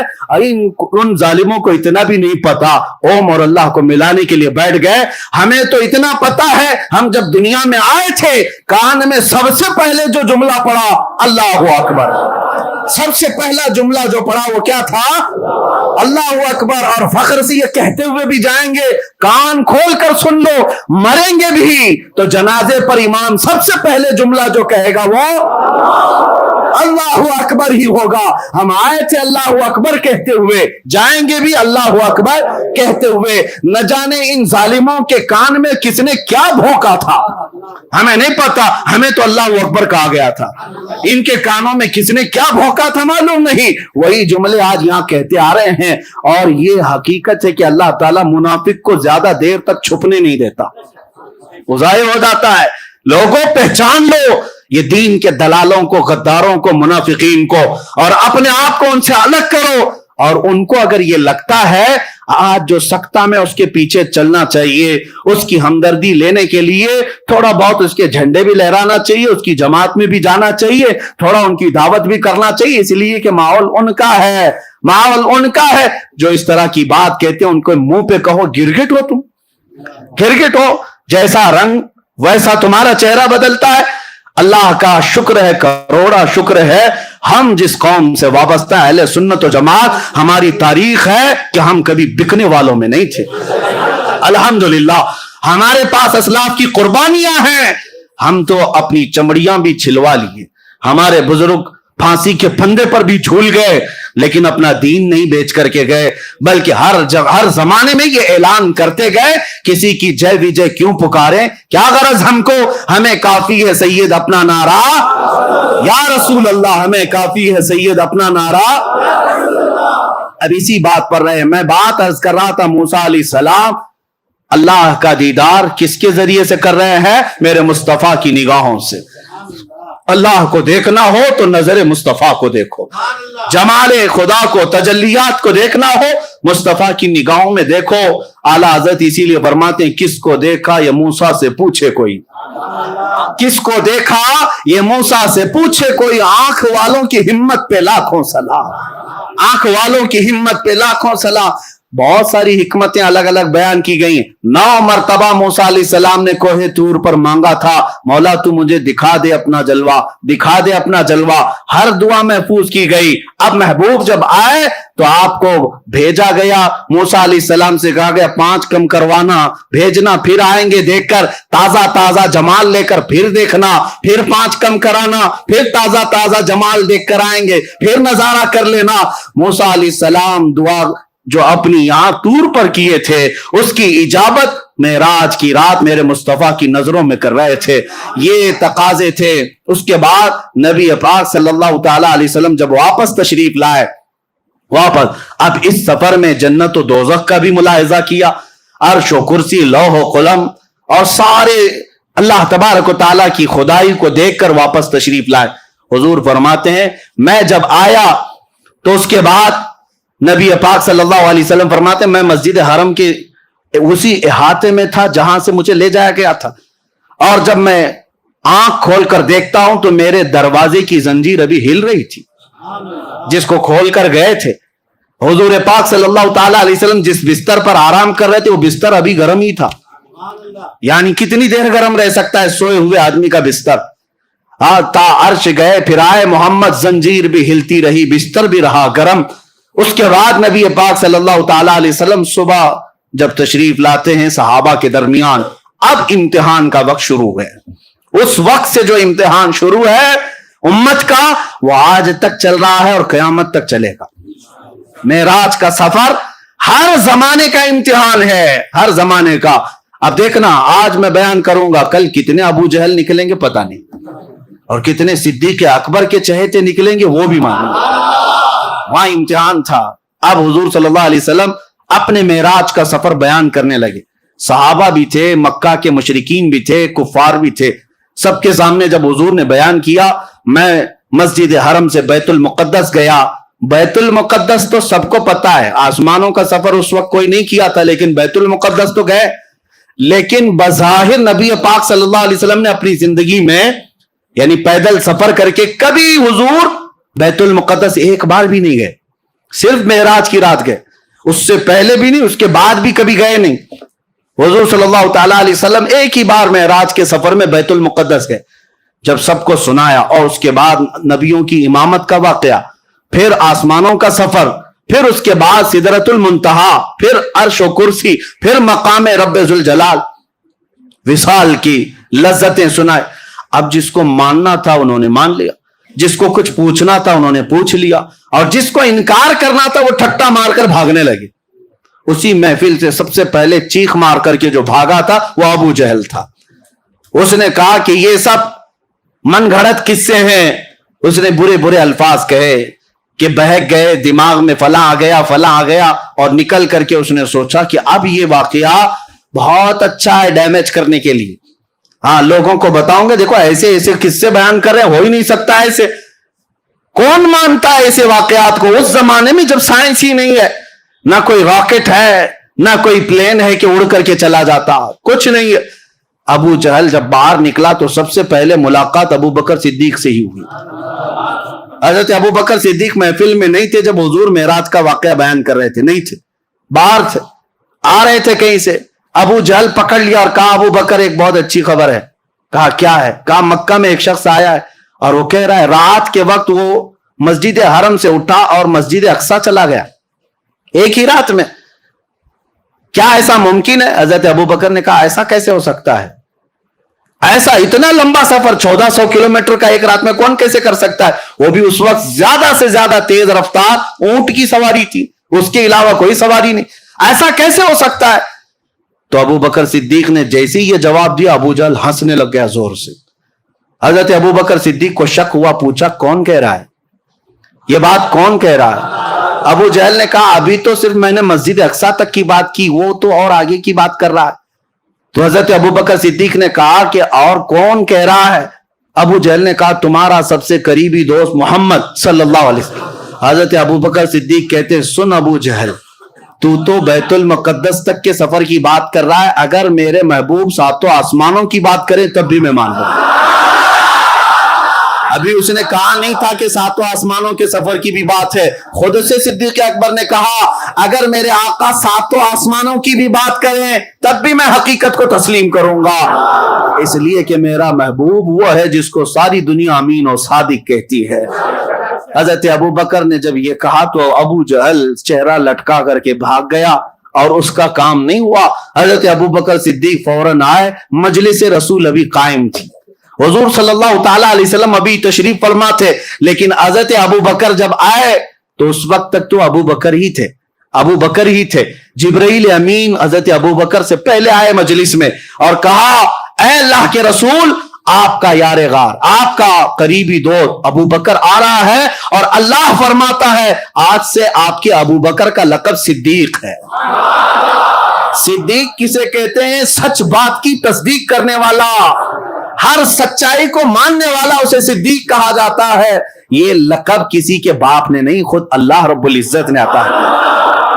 آج جو صدیق اکبر سے جلتے ہیں وہ جل کر کے مریں گے, حضرت ابو بکر کو صدیق کا لقب کسی اور نے نہیں, خود خلاق کائنات نے عطا فرمایا. رسول کریم صلی اللہ تعالی علیہ وسلم کے وہ عظیم ساتھی صحابی جنہوں نے اس وقت حضور صلی اللہ تعالی علیہ وسلم کی ہر چیز کو مان لیا جب لوگ انکار کر رہے تھے. اب سنیے, اب مزے کی بات یہاں سے, لوگ کیا اسی طرح چھوڑ دیتے؟ حضور صلی اللہ تعالی علیہ وسلم سے کچھ کفار مکہ نے سوالات پہ سوالات کی. کہا اچھا آپ بیت المقدس گئے تھے تو بتائیے بیت المقدس میں کتنے دروازے ہیں؟ آپ بتائیے. جو لوگ گئے تھے وہ تو کراس ویریفیکیشن کریں گے. حضور صلی اللہ تعالی علیہ وسلم کے بارے میں انہیں معلوم تھا, کبھی حضور گئے نہیں ہیں. تو کہا آپ بتائیے بیت المقدس کیسا ہے, مسجد اقصی کیسی ہے؟ نبی پاک صلی اللہ تعالی علیہ وسلم نے کہا آگے آ جاؤ بتاتا ہوں. جب آگے آئے نبی پاک صلی اللہ تعالی علیہ وسلم نے فرمایا اتنے دروازے ہیں, اتنی کھڑکیاں ہیں, ہر محراب کا ڈیزائن ایسا ہے, چھت ایسی ہے, صف ایسی ہے, محراب یہاں ہے, محراب مریم ادھر ہے, محراب زکریا ادھر ہے, محراب یحییٰ ادھر ہے. میاں ہم 10 سال اس مسجد میں نماز پڑھے, باہر گھر میں جا کر کے ابھی آپ کو پوچھیں مسجد میں کتنی کھڑکیاں ہیں, آپ کہیں گے نماز پڑھنے جاتا ہوں, کھڑکیاں دیکھنے تھوڑی نا, آپ یہی کہیں گے. ابھی آپ بتاؤ, آنکھ نیچے کر کے بتاؤ اوپر چھت پہ کتنے پنکھے لگے ہیں, بتا پاؤ گے؟ ہو سکتا ہے اس مسجد میں کئی سالوں سے نماز پڑھ رہے ہیں, متولی صاحب بھی نہیں بول پائیں گے, نہ امام صاحب بتا پائیں گے کتنے پنکھے کتنے لائٹ, نہیں بتا پاؤ گے. حضور پاک صلی اللہ تعالی علیہ وسلم ہر نقشے کو بتا رہے ہیں, جبکہ امامت بھی فرما رہے تھے نبیوں کی, وہاں خطبے بھی ہو رہے تھے. حضور صلی اللہ تعالی علیہ وسلم کیسے بتا رہے تھے؟ حضور کیا بیت المقدس میں وہی ساری چیزیں دیکھ کر یاد کر کے آئے تھے؟ نہیں. صحابہ بعد میں پوچھتے یا رسول اللہ صلی اللہ علیہ وسلم آپ نے بیت المقدس کا نقشہ ایسا بتایا جیسے برسوں نہیں صدیوں کوئی دیکھ دیکھ کر یاد کیا ہو, یہ کیسے ممکن ہے؟ نبی پاک صلی اللہ علیہ وسلم نے ارشاد فرمایا اے صحابہ تمہیں معلوم نہیں میرا رب پوری دنیا کو میری ہتھیلی میں گھیر کر رکھا, جب میں جس چیز کو چاہوں ہتھیلی کی طرح دیکھتا ہوں. جب مجھے بیت المقدس کو بتانا تھا, بیت المقدس کا ہر نقشہ میری ہتھیلی سے زیادہ میرے سامنے آیا تھا. اسی لیے سنی کہتے ہیں ہم یہاں سے پکارے وہ وہاں سے سنے, مصطفیٰ کی سماعت پہ لاکھوں صلاح. اور یہی تو سنیوں کا عقیدہ ہے, مجلس یہاں سجاتے ہیں دیکھتے میرے آقا مدینے سے بھی. اور میں تو اکثر مجلس ذکر میں سب سے پہلے یہ شعر پڑھتا ہوں. ہم اس لیے یہ مجلس سجاتے, یہی شعر میں سب سے پہلے پڑھتا ہوں. وہ آئیں گے, آتے ہوں گے, ابھی آئیں گے. وہ آئیں گے, آتے ہوں گے, ابھی آئیں گے. یہی سوچ کے ہم نے محفل کو سجا رکھا ہے. کوئی محفل میرے آقا کی نگاہوں سے پوشیدہ نہیں ہے. بیت المقدس کا ہر نقشہ ان کو جب بتایا تو کیا کہتے ہیں, اس کے علاوہ جواب کیا تھا؟ دم بخود رہ گئے. ایک بات یاد رکھیں, معراج کا واقعہ ایسی کسوٹی ہے, ایسی کسوٹی صرف اس پر ایمان والا ہی اتر سکتا ہے. باقی منافق کے سامنے جتنی بھی دلیلیں لاؤ, اس کا چہرہ کالا کا کالا ہی رہے گا. نہیں ماننا ہے, نہیں ماننا ہے, نہیں ماننا ہے, نہیں ماننا ہے. آپ کو کیا لگتا ہے یہ جتنے باہر سن رہے ہوں گے دور سے, ہم میری ریکارڈنگ سنتے ہیں اور اس کے بعد پھر غلط میسج بھیجتے ہیں, یہ کہاں سے ثابت, وہ کہاں سے ثابت. ہم تو یہی کہتے ہیں الحمدللہ ہمارے نصیب سے ثابت ہے. مصطفیٰ کی محبت کا چشمہ لگاؤ, سب اجلا ہی دکھے گا. اور تم نے پہلے سے منافقت کا لال چشمہ پہنا ہے, اجلے کو بھی دیکھو گے لال ہی دکھے گا. چشمہ اتارو, غلطی چشمے کی ہے. جیسا چشمہ لگاؤ گے ویسا نظر آئے گا. اعلیٰ حضرت کی نظروں سے دیکھو, غریب نواز کی نظروں سے دیکھو, میرے آقا کو دیکھنا ہے غوث اعظم کی نظروں سے دیکھو. اور کتوں کی نظروں سے دیکھو گے, منافقین کی نظروں سے دیکھو گے, میرے آقا کیسے نظر آئیں گے. اور تم جو بھونکتے ہو نبی امتیوں کے برابر تھے, تو تم ابو جہل کا چشمہ لگائے ہو, ابو جہل کو ویسی نظر آتے تھے. ابو لہب کا چشمہ لگاؤ, تمہیں وہ سارے چشمے مبارک, ہمیں صدیق اکبر کی آنکھیں مبارک. ہاں, حسان بن ثابت کی نظروں سے دیکھو, پھر دنیا پکار کر کہے گی وَأَحْسَنُ مِنْكَ لَمْ تَرَ قَطُّ عَيْنِي وَأَجْمَلُ مِنْكَ لَمْ تَلِدِ النِّسَاءُ. یا رسول اللہ, آپ سے زیادہ حسین میری آنکھوں نے دیکھا ہی نہیں, آپ سے زیادہ خوبصورت کسی ماں نے جنا ہی نہیں.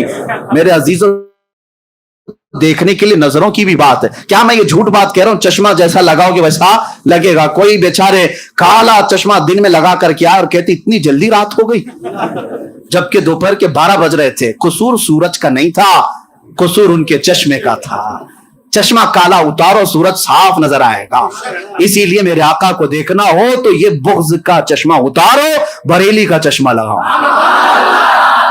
عشق مصطفیٰ کا چشمہ لگاؤ, پھر دیکھو مقام مصطفیٰ نظر آئے گا. تم ادھر ادھر کی کہتے رہو گے حضور کو یہ نظر نہیں آتا, وہ نظر نہیں آتا, یہ سب تمہارے چشمے کا قصور ہے. بریلی کا چشمہ لگاتے ہی زبان کہنے لگتی ہے سرور کہوں کہ مالک و مولا کہوں, باغ خلیل کا گل زیبا کہوں تجھے. حیران ہوں میرے شاہ میں کیا کیا کہوں تجھے, لیکن رضا نے ختم سخن اس پہ کر دیا, خالق کا بندہ خلق کا. نظروں کی بات ہے, نظروں کی بات ہے. منکرین کا کوئی علاج نہیں ہے میرے عزیزوں. ہاں, شیخ سعدی رحمت اللہ علیہ فرماتے ہیں حاسد کا علاج کیا ہے, حسد کرنے والے کا علاج کیا ہے. شیخ سعدی سے پوچھا گیا, سب کا علاج کچھ نہ کچھ ہے, کوئی دوا ہے, کوئی نسخہ ہے, کوئی تربیت ہے. شیخ سعدی سے پوچھا گیا حاسد کا علاج کیا ہے. فرماتے حاسد کا علاج یہ کہ مر جائے, موت ہی علاج ہے. مرنے سے پہلے تک وہ سدھرے گا نہیں. ہاں, موت علاج ہے, اس سے پہلے اس عادت سے چھٹکارا ممکن نہیں ہے. اب سنو, حضور پاک صلی اللہ تعالی علیہ وسلم نے بیت المقدس کے پورے مناظر بتا دی. اب مکہ کے کچھ کفار آئے اور کہا اچھا آپ بیت المقدس تک گئے, کہاں سے گئے؟ مسجد حرم سے بیت المقدس تک گئے. اب سنیے, ان لوگوں نے کہا کچھ ہمارے عرب کے قافلے بھی اس سفر پہ گئے ہیں, اس راستے سے کچھ قافلے بھی گئے ہیں. اب محمد عربی صلی اللہ علیہ وسلم آپ بتائیے کیا ان قافلوں میں سے کوئی قافلہ آپ کو نظر آیا؟ حضور پاک صلی اللہ علیہ وسلم نے فرمایا ہر قافلہ نظر آیا. فرماتے ہیں 3 قافلے گئے ہیں تمہارے یہاں سے, 3 قافلوں میں کون ہے, کتنے لوگ ہیں, وہ بھی حضور بتانے لگے. فرماتے ہیں میں جب مقام روحہ میں تھا تب پہلا قافلہ تمہارا ملا, پہلا قافلہ, اور حضور بتاتے ہیں اس کے ساتھ کیا کیا ہوا. تمہارا وہ قافلہ چل رہا تھا, ادھر ہی جا رہا تھا فلسطین کی طرف, لیکن ان کا ایک اونٹ گم ہو گیا تھا, ان کا ایک اونٹ گم ہو گیا اور وہ قافلہ رک گیا تھا. اور مجھے پانی کے لیے پیاس لگی, میں اترا براق کی سواری سے اور اس اونٹ کے کجاوے میں دیکھا پانی پڑا ہوا تھا اور میں وہ پانی اٹھا کر پی لیا. ان ظالموں کو جو کہتے ہیں حضور کو خواب میں معراج ہوئی تھی, پوچھو حضور خواب میں پانی پیے تھے؟ ہاں, حضور صلی اللہ علیہ وسلم فرما رہے ہیں اس قافلے کا پانی جو اونٹ گم ہوا تھا اس کے پالان میں پانی رکھا تھا, میں نے پانی پیا. اتنے میں ڈھونڈتے ڈھونڈتے اس قافلے کا ایک آدمی آ گیا اونٹ کے پاس, تو میں نے زور سے سلام بھی کیا اس آدمی کو. اس آدمی نے کہا یہ تو محمد کی آواز ہے. اس نے جواب دیا اور کہا یہ محمد کی آواز ہے. حضور فرماتے یقین نہ ہو تو جب قافلہ آ جائے اس سے پوچھ لینا. ایک قافلہ, فرماتے ہیں دوسرا قافلہ مقام ذی فجا, یہاں پر میں نے دیکھا. دوسرا جو تجارت کا تمہارا قافلہ گیا ہے اس کے ساتھ کیا ہوا وہ بھی میں بتاتا ہوں. حضور صلی اللہ علیہ وسلم فرماتے ہیں دوسرا قافلہ جب میری براق کی سواری اس کے پاس سے گزر رہی تھی, ایک اونٹ ایسا ہے جس کے اوپر دو بھائی بیٹھے ہوئے تھے, دو قریبی دوست بھی تھے, بھائی بھی تھے, اور وہ دونوں ایک ہی اونٹ پر بیٹھے ہوئے تھے. میری براق کی سواری اس اونٹ کے پاس سے گزری تو اونٹ بھدک گیا. اونٹ جو ہے بجلی کی تیزی کی طرح دیکھ کر بھدک گیا, جس کی وجہ سے وہ دونوں اونٹ کے نیچے گر پڑے. ایک کا پیر ٹوٹ گیا, ایک کا ہاتھ ٹوٹ گیا ہے. حضور نے فرمایا اور انہوں نے مرہم پٹی کی ہوئی ہے, یقین نہ ہو تو قافلہ جب آ جائے تب پوچھ لینا. یہ بھی بتایا. اس کے بعد حضور صلی اللہ تعالی علیہ وسلم نے فرمایا تیسرا قافلہ مقام تلوین میں تھا. مکہ کے کفار نے کہا اس کا بھی کچھ بتائیے, وہ کیا تھا؟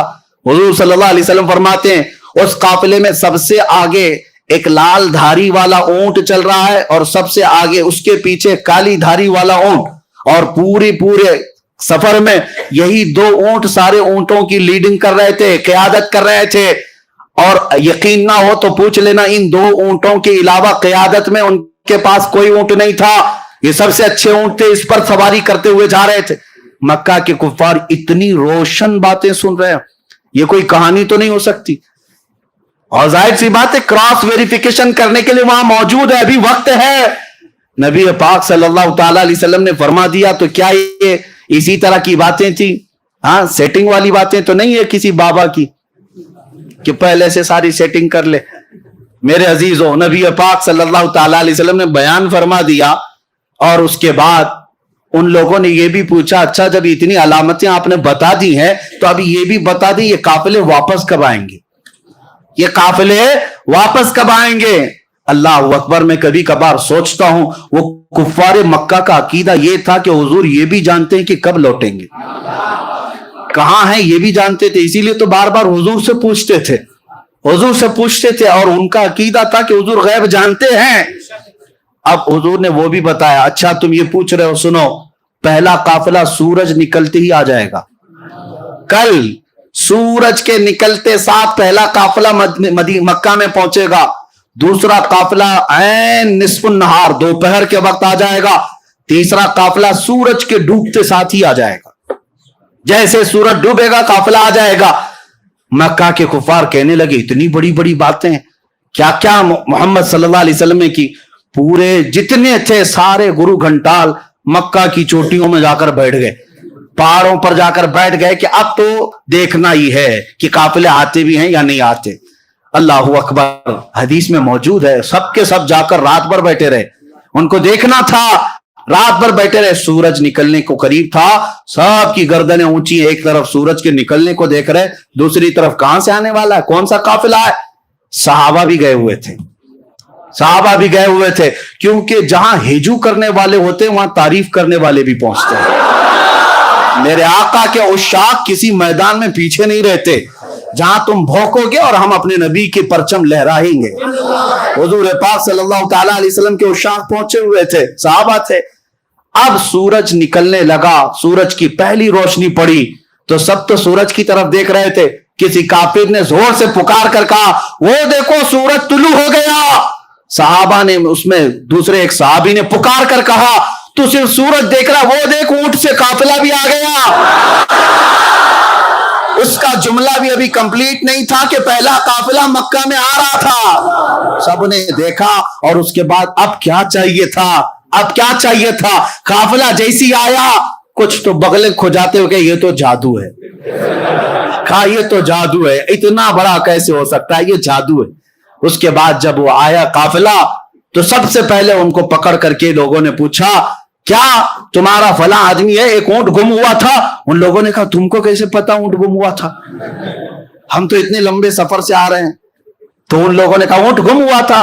انہوں نے کہا ہاں اونٹ گم ہوا تھا. کہا کون لایا ہے, फला बंदा, उसको हाजिर किया गया, उससे पूछा गया क्या तू ऊंट को, गुमशुदा ऊंट को तू पाया था? कहा हाँ मैं पाया था। उस वक्त कुछ बात आई थी? उसने कहा गुजरते हुए मुझे मोहम्मद की आवाज आई थी।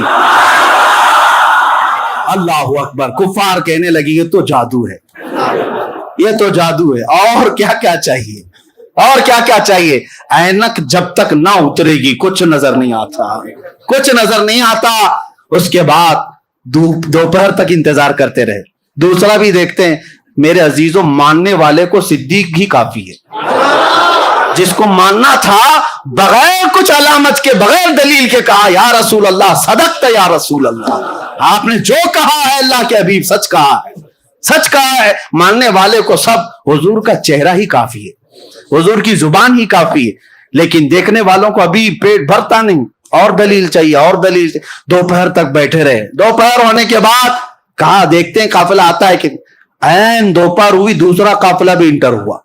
और जैसे ही वो काफिला आया, गर्दनें ऊंची कर करके देख रहे थे काफिले में आने वाला, एक हाथ में पट्टी बांधा, दूसरा पैर में पट्टी बांधा। कहा मोहम्मद का जादू है, नाऊज़ बिल्लाहि मिन ज़ालिक। वो भी अलामत नजर आ गई। लेकिन कुछ को मानना था माने, और कुछ जो है शाम तक बैठेंगे। तीसरा भी दिखता है कि नहीं, तीसरा काफिला भी आता है कि नहीं। अब मैं आपको मेरे मुस्तफा का मौजज़ा बताऊं, हुजूर की शान भी बताऊं।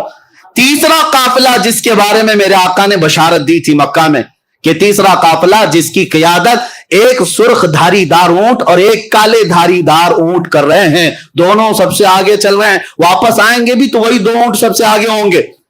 अब ये तीसरे काफिले की इतनी वाज़े दलील, ऊंट कभी आगे हो सकता है कभी पीछे हो सकता है, हुजूर ने एग्जैक्ट कैसे बताया है, इतनी पक्की खबर। इसीलिए मैं कहता हूं औरों की खबरें और है, नबीउल अंबिया की खबर और है। मेरे अजीजों एक बात कान खोल करके सुन लेना, आसमान जमीन पे आ सकता है, जमीन आसमान पे जा सकती है, मेरे मुस्तफा का कौल झूठा नहीं हो सकता, राई के दाने के बराबर भी गलत नहीं हो सकता। हुजूर ने जो फरमाया वो हक है। तीसरे काफिले के लिए शाम हो गई, सूरज डूबने को आ गया। लेकिन हुआ ये कि ये तीसरे काफिले का हाल ये था कि अभी मक्का से काफी दूर था, काफी दूर था, और रास्ता भटक गया, मक्का नहीं पहुंच सकता था। यानी यूं समझ लो कि सूरज डूबने में 5 मिनट रह गए और काफिले को पहुंचने में अभी 25-30 किलोमीटर बाकी है। आज के जमाने में 25-30 किलोमीटर 5 मिनट में नहीं तय कर सकते, ऊंट कैसे तय करते। इतना ही बाकी रह गया और ऊंट, वो काफिला रास्ता भटक गया। हुजूर पाक सल्लल्लाहु ताला अलैहि वसल्लम मक्का में हैं लेकिन मुतमईन हैं, पुरसुकून है, इसलिए कि काफिले के बारे में हुजूर ने बशारत दे दी। उसके बाद सहाबा इकराम की जुबानी सुनो, इधर सूरज डूबने को है और काफिला नहीं आया, अब क्या होगा। हुजूर पाक सल्लल्लाहु अलैहि वसल्लम ने बशारत दी। हुजूर ने फरमाया रब का हुक्म है सूरज को कि उस वक्त तक नहीं डूबेगा जब तक काफिला नहीं आए। सबसे आखिरी किनारे पर सूरज जाकर रुका है, डूबना है सूरज को। मौला का हुक्म है सूरज उस वक्त तक डूब नहीं सकता जब तक मेरे हबीब का कौल सच्चा नहीं होता। वो रब्बे जुल जलाल है, इसी को आला हज़रत फरमाते हैं दो आलम की रजा चाहते हैं, खुदा की रजा चाहते हैं दो आलम, खुदा चाहता है रजा मोहम्मद। रब ताला मेरे हबीब की रजा चाहता है। सूरज को हुक्म हो गया डूबना नहीं, डूबना नहीं। उस वक्त तक फरमाते हैं बहुत वक्त गुजर गया, सूरज जहां था वहीं ठहरा रह गया, सूरज जहां था वहीं ठहरा रह गया। आपने मौजज़ा पलट आने का तो सुना था, मौला अली की नमाज के लिए सूरज पलटाया गया, लेकिन मेरे आका का मौजज़ा ये है जब वो चाहे पलटा ले और जब चाहे डूबने से रोक भी दे। हाँ, इसी को हुजूर ताजुल शरिया रहमतुल्लाह ताला अलैह फरमाते हैं जहां में उनकी चलती है, जहां में उनकी चलती है वो दम में क्या से क्या कर दे, जमीन को आसमां कर दें, सुरैया को सरा कर दें, भरी जन्नत हिबा कर दें, नबी मुख्तार कुल हैं जिसे जो चाहे अता कर दें। मेरे अजीजों, सूरज डूबने से पहले जब आखिरी कतरा सूरज का बाकी था वैसे ही काफिला मक्का में नमूदार हो रहा था। अब मक्का के कुफार ने कहा अब इस काफिले वालों को देखने की भी जरूरत नहीं, पूछने की भी जरूरत नहीं, 2 काफिलों में जो हुआ वही यहां पर भी होगा। جادو ہے، جادو ہے. جس کو ماننا تھا وہ مان کر چلے گئے، اور جنہیں انکار کرنا تھا وہ انکار کرتے رہے. اور میں آپ کو بتاتا ہوں ہماری ایسی ہزاروں تقریریں ہوتی رہیں گی، ہم سے اچھے اچھے علماء بڑے بڑے فقہاء بیان کرتے رہیں گے، لیکن میں جانتا ہوں ہمارے سنیوں کو آیت جب پڑھتے ہیں تبھی پورا معراج کا واقعہ معلوم ہے. جب خطیب کہتا ہے سبحان الذی اسری بعبدہ، آیت پتہ ہے نا، سبحان الذی اسری بعبدہ، جیسی خطیب یہ آیت پڑھتا ہے ہر سنی کو پتہ ہے معراج کا پورا واقعہ بیان ہوگا. لیکن ہماری ہزاروں تقریریں ہو جائیں، کچھ لوگوں کو نہیں سمجھنا ہے، نہیں سمجھیں گے، چاہے ان کو آیتیں پڑھو چاہے حدیثیں پڑھو، ان کو نہیں ماننا ہے. کیوں؟ کالا چشمہ جو لگا ہوا ہے. اللہ کرے کہ وہ چشمہ اتر جائے اور عشق مصطفیٰ کا چشمہ لگا ہے. ہاں میرے عزیزو، یہ چشمے کی بات نہیں کر رہا ہوں، وہ چشمہ ہی کچھ اور ہے. اب سنیے بات میں یہ کہہ رہا تھا. اب اتنا ہی نہیں، اب ایک اور عظیم نقطہ میں بتاؤں. ابو سفیان ابھی ایمان لائے ہوئے نہیں تھے، کافروں میں. یہ روم گئے تھے، ملک روم. وہاں کا بادشاہ عیسائی تھا، عیسائی بادشاہ ہے. اور اس کے دربار میں ابو سفیان کیا شکایتیں لے کر گئے تھے اس وقت مکہ کے صحابہ اور حضور کے خلاف. بہت سارے سوالات وہ وہاں کا عظیم الروم جس کو کہتے ہیں اس نے پوچھتا تھا حضور صلی اللہ علیہ وسلم کے بارے میں. ابو سفیان کو سوال کرتا تھا، پہلے وہ جس محمد کی تم برائی کر رہے ہو پہلے مجھے کچھ سوالوں کے جواب دے دو. پہلے یہ بتاؤ کیا وہ بادشاہوں کے خاندان میں ہے یا اپنے علاقے کے سب سے شریف خاندان میں؟ ابو سفیان کہتے میں چاہتا تو جھوٹ بولتا، لیکن وہاں صحابہ بھی تھے، سب لوگ کہتے کہ جھوٹا آدمی ہے، اور میں جھوٹا ہونا پسند نہیں کرتا تھا. کافر وہ اس وقت کفار مکہ میں سے کہا کہ نہیں وہ بادشاہوں کے خاندان میں تو نہیں، لیکن مکہ کے سب سے شریف خاندان قریش میں. پھر بادشاہ نے پوچھا ان کے ماننے والے غریب ہیں کہ امیر ہیں؟ تو ابو سفیان نے کہا ان کے ماننے والے غریب ہیں. پھر اس نے پوچھا ان کے ساتھ جو جنگیں ہوتی ہیں کبھی شکست کبھی فتح ایسا ہے؟ تو سفیان نے کہا ہاں کبھی شکست کبھی جیت. تقریباً 16-17 سوالات اس عظیم الروم بادشاہ نے جو عیسائی تھا اس نے کیا. اور اس کے بعد ابو سفیان سے وہ بادشاہ کہتا ہے جتنے میں نے سوالات کیے یہ سب پرانی کتابوں میں آخری نبی کی علامتیں بیان کی گئی، اور جو میں نے سوال کیا سب تو نے جواب دیا، یقیناً وہ آخری نبی ہے. ابو سفیان کہتے ہیں کہ میں تو گھبرا گیا، میں تو ان کو ڈیمیج کرنے آیا تھا، میں تو اس بادشاہ کے پاس عظیم الروم ہرقل کے پاس میں یہ کہنے آیا تھا کہ وہ سب سے برے لوگ ہیں اور وہاں مکہ میں فساد مچائے، لیکن اس کی تو بات ہی الگ. اب ابو سفیان کہتے ہیں کہ میرے پاس ایک اور آخری حربہ تھا، ایک آخری ہتھیار تھا کہ ان لوگوں کو میں کہوں اچھا سنو، جتنی علامتیں تم نے سنی وہ الگ بات ہے، ایک ایسا میں قصہ سناتا ہوں جس کے بعد تم ہنس پڑو گے. کہا کہ کیا قصہ ہے؟ کہا اسی محمد کا قصہ ہے، وہ ایسا قصہ سناتا ہے جس سے عقلیں ہنسنے لگ جاتی ہیں. کہا سنا تو کیا قصہ ہے؟ تو ابو سفیان سنانے لگے. وہ کہتے ہیں محمد ایک رات وہ حرم میں سوئے ہوئے تھے اور کوئی فرشتہ آیا اور انہیں اٹھا کر لے گیا، اور وہاں سے وہ بیت المقدس گئے براق کی سواری لے کر، اور وہاں پر جا کر انہوں نے سواری کو باندھ دیا اور بیت المقدس میں جا کر امامت کی. پھر آسمان وہ سب سنانے لگے اور پھر اسی وقت دربار میں بیٹھا ہوا 90 سال کا ایک عیسائی پادری جس کے لیے بادشاہ بھی جھک جاتا تھا، 90 سال کا پادری تھا، وہ وہاں محفل میں بیٹھا ہوا تھا. صاحب تو دیکھنے آئے تھے کہ عرب والے کیا نئی خبر لے کر آئے. جیسی محفل میں ابو سفیان یہ واقعہ اس لیے سنا رہے تھے کہ ان کو لگ جائے کہ جھوٹا قصہ کتنا بڑا گڑا ہوا قصہ ہے. وہ پادری کھڑا ہو گیا، اچھا یہ بتاؤ یہ تاریخ کیا تھی، یہ تاریخ کیا تھی؟ تو ابو سفیان نے کہا وہ 27 رجب کی تاریخ تھی. کہا بادشاہ میرے پاس ایک اور قصہ ہے میں سنانا چاہتا ہوں. بادشاہ نے کہا کیا ہے؟ کہا اس کو اب اتنا قصہ روک دو. ابو سفیان نے سنایا. کہا میں بیت المقدس کی خدمت پر مامور پادری ہوں، میں بیت المقدس کا صفائی بھی کرمچاری اور وہاں کے امامت اور دیگر ذمہ داریوں کا متولی ہوں. لیکن جو تاریخ ابو سفیان بتا رہا ہے اس تاریخ کو رات کو میں بیت المقدس کے سارے دروازے بند کرتا ہوں، میں آپ کو بتاتا ہوں. ایک رات ایسی آئی تھی اور وہ 27ویں رات ہی تھی شب یہ رجب کی کہ میں بیت المقدس کا سب سے بڑا دروازہ بند کرنے گیا, کسی طاقت کو لگائے وہ بند ہی نہیں ہوتا تھا, بند ہی نہیں ہوتا تھا. یہاں تک کہ میں اکیلا نہیں, پھر لوگوں کو بلایا, سب کو بلایا, آؤ دروازہ بند کریں, کیونکہ وہ کعبہ تھا اس زمانے کا, سارے لوگ اس کی طرف, بیت المقدس مرکز اور قبلہ ہے, لوگ اس کی طرف منہ کر نماز پڑھتے, عبادت کرتے. سب کو بلایا گیا, سبوں نے طاقت لگا دی, دروازے کو نہ ہلنا تھا نہ ہلا. وہ پادری کہتا ہے ایسی سخت بات اور تعجب کی بات اس سے پہلے میں دیکھا ہی نہیں.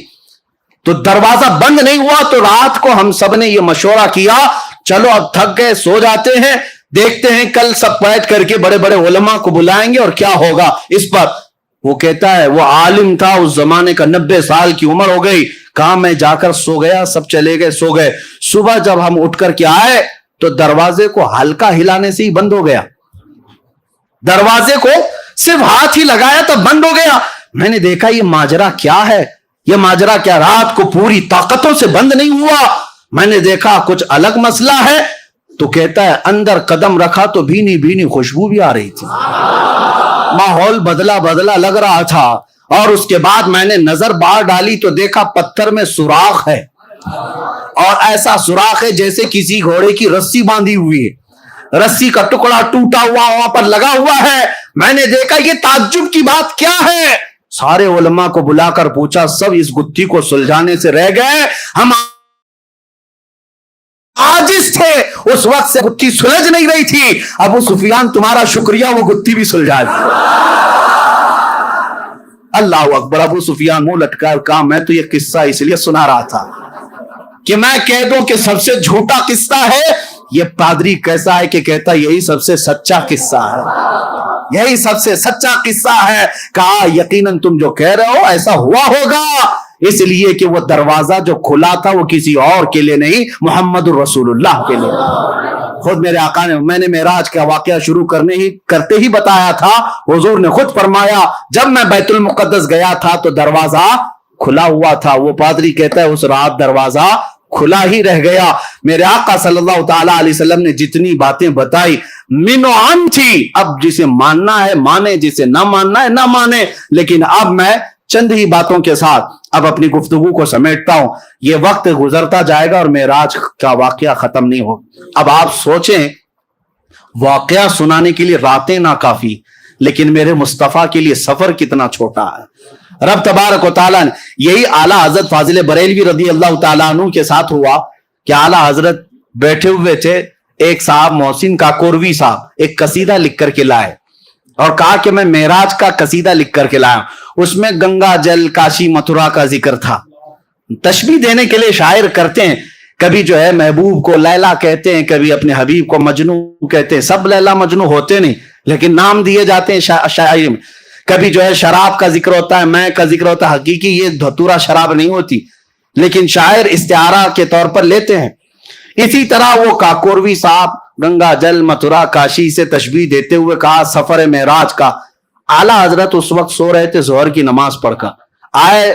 کاکوروی صاحب کہا کہ مولانا احمد رضا صاحب ایک قصیدہ لکھ کر کے لائے ہوں. کہا سنائیے.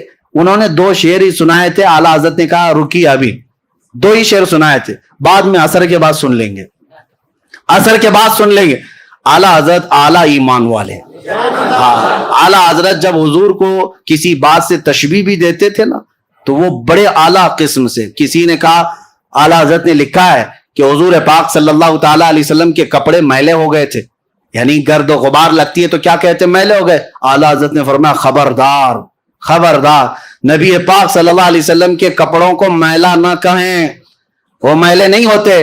پھر جو چیز دھول غبار لگتی میلا ہی تو کہیں گے, کیا کہیں گے, ادب سیکھو بریلی والے سے. اعلیٰ حضرت فرماتے یہ کیوں نہیں کہہ سکتے کہ مٹی گرد و غبار نے میرے مصطفیٰ کے دامن کو چوم لیا,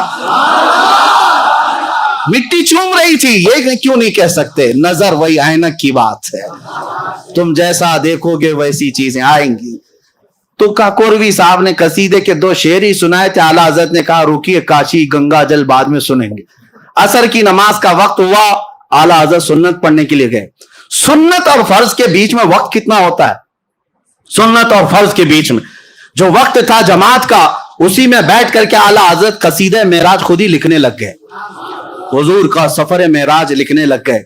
अब सुनो, एक शेर, दो शेर, तीन शेर, असर की जमात से पहले पहले आला हजरत ने पूरे सफर मेराज के 168 अशार लिख दिए।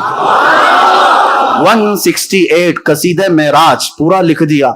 और उसके बाद नमाज पढ़ा कर क्या है, काकोरवी साहब ने कहा, आपने कहा था हमारा कसीदा सुनने, आला हजरत ने कहा पहले हमारा सुन लीजिए, पहले हमारा सुन लीजिए। हमने क्या कहा आप सुनाइए। तो आला हजरत अर्ज करने लगे, वो सरवरे किश्वरे रिसालत जो अर्श पर जलवगर हुए थे, नए निराले तरफ के सामा अरब के मेहमान के लिए थे, वहां फलक पर यहाँ जमीन पर मची थी शादी, रची थी धूमें, यहां से अनवार उठते आते, वहां से नफहात हंसते आते।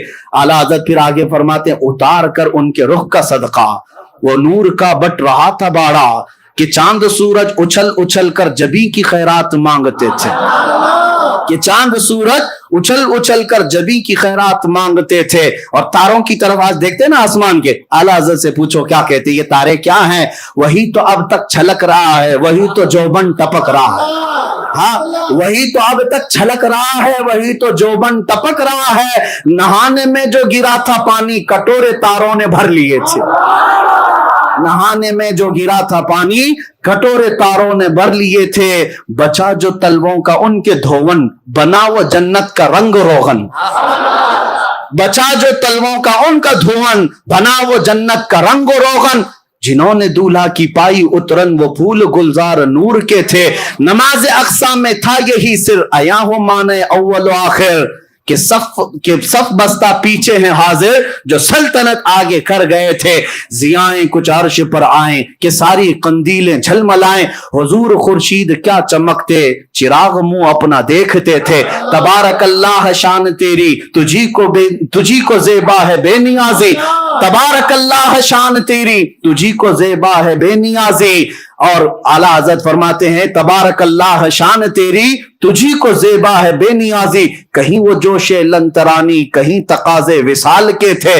खिरत से कह दो कि सर झुका ले, खिरत से कह दो कि सर झुका ले, यहां पड़े हैं जिहद को लाले। हाँ, किसे बताएं किधर गए थे, किसे बताएं कहां गए थे। आला हज़रत फरमाते हैं, वही अब पूरे मेराज का वाकया अगर एक शेर में सुनना है, एक शेर में सुनना है, झूम जाएंगे आप। जिनके जिनके एतराजात है सब खत्म हो जाएंगे, सब खत्म हो जाए। तुझे एतराज है क्यों, पेट दर्द क्यों होता है? हुजूर का नाम लेने पर हुजूर गए थे, जबकि मौला कह रहा मैं बुलाया था। सुभान अल्लज़ी असरा, वो पाक है वो जात जिसने अपने महबूब को सफर कराया। जो मौला कौन से पूरी कायनात को पैदा किया, कभी ये नहीं पूछे कि कौन से पूरी जमीन कैसे आ गई, कौन से पूरा आसमान कैसे आ गया। तो फिर तुम क्या रब ताला की बारगाह में ये एतराज करोगे कि मौला तू एक आन में अपने महबूब को कैसे बुलाया, कैसे लाया? मेरे अजीजों, यहां सारे एतराजात खत्म हो जाएंगे। आला हज़रत अपने कसीदे में फरमाते हैं, रसूल की हकीकत जानना हो, सुनो, वही है अव्वल, वही है आखिर, वही है जाहिर, वही है बातिन। वही है अव्वल, वही है आखिर, वही है बातिन, वही है जाहिर। उसी के जलवे उसी से मिलने, उसी से उसकी तरफ गए थे। उसी के जलवे, सलमान साहब, मेरे अजीजों, उसी के जलवे उसी से मिलने, उसी से उसकी तरफ गए थे। आखिर में आला हज़रत फरमाते हैं, नबी रहमत शफी उम्मत, नबी रहमत शफी उम्मत, रजा पे लिल्लाह हो इनायत। उसे भी उन खिलवतों से हिस्सा जो खास रहमत के वहां बटे थे, जो खास रहमत के वहां बटे थे। 168 अशार आला हजरत ने सुनाए। फिर कहा मोहसिन काकोरवी साहब से, उन्होंने कहा अब इसके बाद क्या सुनाना है, अब इसके बाद क्या सुनाना है, अब गंगा जल कहां से लाएं? जो तशबीहात आला हजरत ने अपने हबीब के लिए पेश की है, मुहद्दिस आज़म हिंद कचौचवी रहमतुल्लाह अलैह फरमाते हैं, लखनऊ के अदीबों में मैं ये कसीदा पढ़ा था। कौन कह रहे हैं? मुहद्दिस आज़म हिंद कचौचवी रहमतुल्लाह अलैह फरमाते हैं, बड़े बड़े अदीब शायर बैठे हुए थे लखनऊ के, उनके बीच में आला हज़रत का मैंने कसीदा पढ़ा, सब दम बखुद रह गए। और उसके बाद मैंने पूछा, इस कसीदे की जुबान के बारे में क्या कहते हो? लखनऊ वालों ने एक ही बात कहा, ये तो रजा की जुबान कौसर और तस्नीम से धुली हुई लगती है, कौसर और तस्नीम से धुली हुई लगती है। عزیزان گرامی وقار، اب یہاں یہ بھی ہے کہ اتنے مختصر وقت میں نماز عصر کی سنتوں سے فرض کے بیچ میں یہ قصیدہ معراج کا پورا ہونا، یہ بھی میرے آقا کے معجزوں میں سے ایک معجزہ ہے، معجزوں میں سے ایک معجزہ ہے۔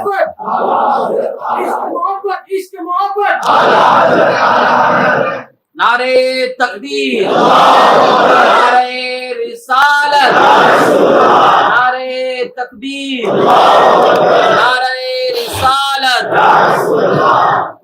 اب ہم آتے ہیں سائنس کی طرف۔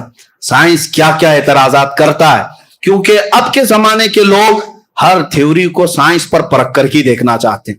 سائنس کا حال یہ ہے، یہ حواس خمسہ جو 5 چیزیں، سننے کی طاقت، دیکھنے کی طاقت، چکھنے کی طاقت، سونگھنے کی طاقت اور پکڑنے کی طاقت، یہ 5 چیزیں، ان کو حواس خمسہ کہتے ہیں۔ ان 5 کے سامنے جو چیز ہے سائنس اسی کو مانتی ہے، اس کے علاوہ نہیں مانتی۔ عقل ان کی صرف یہ 5 چیزوں کے بیچ میں ہی ہے، یعنی چیز کوئی بھی آپ بتاؤ سائنس کو، ان کا کہنا ہے یا تو وہ پکڑنے میں آنا چاہیے، یا تو دیکھنے میں آنا چاہیے، یا سننے میں آنا چاہیے، یا سونگھنے میں آنا چاہیے، یا چکھنے میں آنا چاہیے۔ ان میں سے کوئی چیز ہو تو وہ چیز ہے، نہیں تو چیز ہی نہیں، سائنس کے نظریے کی ہے۔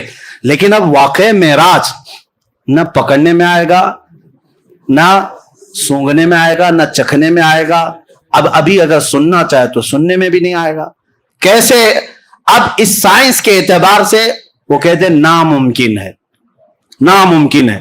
میرے عزیزوں، میں آپ کو بتاتا ہوں، سائنس پہلے کچھ چیزیں ایجاد کرتی ہے اور اس کے بعد پھر خود ہی انکار بھی کرتی ہے، ان کے نظریے بدلتے جاتے ہیں۔ پہلے ڈاروین کا نظریہ تھا کہ انسان بندر سے پیدا ہوا، ہاں وہ بیچارے چلے گئے، اس کے بعد لوگ بدلتے گئے نظریے، ہاں وہ رہے ہوں گے، ہم تو نہیں۔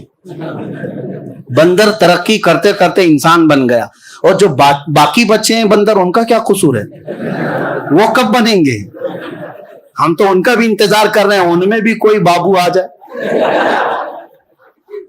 بندر ترقی کرتے کرتے انسان بن گئے، یہ ڈاروین کا نظریہ تھا، لیکن بعد میں اس نظریے کا انکار ہو گیا، اور اس کے بعد کئی نظریے آتے رہے، اور پھر یہ 20ویں صدی کے شروع میں 1906 میں غالباً البرٹ آئنسٹائن نے کئی نظریے پیش کیے۔ بڑا سائنٹسٹ ہے اور اس کے پیچھے پوری دنیا آج بھی بھاگتی ہے، اور ان کو ایسا لگتا ہے وہ جو بتا دیں وہی سب ہے۔ دھوکہ بھی ہو سکتا ہے، اور ہر ترقی کے بعد پچھلی چیزیں چھوڑ دی جاتی ہیں۔ جیسے جیسے دنیا ترقی کرتی جاتی ہے، نئی نئی ایجادات معلوم ہوتی۔ پہلے دنیا یہ کہتی تھی کچھ چیزیں ایسی ہیں جو نہیں دکھتی تو اس کو ماننا بھی نہیں ہے، جو نہیں دکھتی اس کو ماننا بھی نہیں۔ بعد میں پھر سائنس نے جب ٹیلیسکوپ پیدا کیا، دور دیکھنے والی چیزیں، مائکروسکوپ پیدا کیا، خوردبین اور دوربین جس کو کہتے ہیں، اور اس کے بعد مائکرو ویو ڈیٹیکٹر جو شعاؤں کو بھی گرفتار کر کے لوگوں کے یعنی دکھا سکتا ہے۔ تو یہ سب جب مشینیں پیدا ہونے لگی تو سائنس کہنے لگا کچھ اور بھی چیزیں ہیں دنیا میں، یعنی ستاروں سے آگے جہاں اور بھی ہے، اب ماننے لگے اور آگے بڑھنے لگے۔ اور اس کے بعد میں کہتا ہوں عقل کے اندھوں کو جو میرے آقا صلی اللہ علیہ وسلم کے معراج کے سفر کے منکر ہیں، حضور کو یہ سفر کیوں دیا گیا تھا؟ یہ سائنس کے لیے ہی ہے، میں آپ کو بتاؤں۔ اس لیے کہ ہر نبی کو جو معجزہ دیا گیا ہے، اس زمانے کی جو سب سے اعلیٰ چیز تھی اسے چیلنج کرتے ہوئے معجزہ دیا گیا۔ اس زمانے کے جو لوگ سب سے بڑے ترقی یافتہ ہوتے تھے، ان کو چیلنج کرنے کے لیے نبی کو معجزہ دیا جاتا تھا۔ موسیٰ علیہ السلام کے زمانے میں جادو اپنے عروج پر تھا۔ موسیٰ علیہ السلام کو لکڑی کا عصا ایسا دیا گیا کہ زمین پر ڈالیں تو سانپ بن جائے، اور اس کے بعد اٹھا لیں تو پھر لکڑی بن جائے۔ جیب میں ہاتھ ڈال کر موسیٰ علیہ السلام نکالتے تو ہاتھ ایسا چمکتا کہ رات اجالی ہو جاتی۔ یہ دے بیسا، یہ 2 معجزے تھے۔ اس زمانے کے جادوگر حیرت میں تھے، ایسا کیسے ہو سکتا ہے، کیونکہ وہ چھوٹی چھوٹی رسیوں سے وہ بھی سانپ بنا لیتے تھے۔ اب میں آپ کو بتا دوں معجزے اور جادو میں فرق کیا ہے۔ آپ سوچیں گے موسیٰ علیہ السلام کا مقابلہ فرعون کے جادوگروں کے ساتھ ہوا تھا۔ میں پوچھ رہا ہوں ٹائم کوئی مسئلہ تو نہیں ہے؟ ہاں، آج معراج کی شب ہے، کسی کو جانا ہے، میں پابند نہیں کرتا، جس کو جانا ہے وہ جا سکتے ہیں، جسے بیٹھنا ہے وہ بیٹھ سکتے ہیں۔ اللہ تبارک و تعالی رحم فرمائے۔ اب آپ کبھی یہ سوچتے ہیں کہ جادوگر وہاں پورے آئے تھے فرعون کی بھلاوے پر، سب کو فرعون نے کہا تم اپنا دکھاؤ، موسیٰ اپنا دکھائیں گے، سبوں نے رسیاں زمین پر ڈال دی، چھوٹے چھوٹے سانپ بن گئے. موسیٰ علیہ السلام نے لکڑی ڈالی, بڑا اژدہا بن گیا, اور وہ اژدہا سارے سانپوں کو نگل گیا. جادوگر پھر دوسرے سانپ بنا لیتے, کیوں نہیں بنائے؟ بلکہ قرآن میں ہے قالوا آمنا برب موسیٰ و ہارون, سبوں نے پکار کر کہا موسیٰ و ہارون کے رب پر ہم ایمان لاتے ہیں. سارے جادوگر اتنی بات پر ہار گئے, ارے اور دکھاتے, اور کچھ دکھاتے.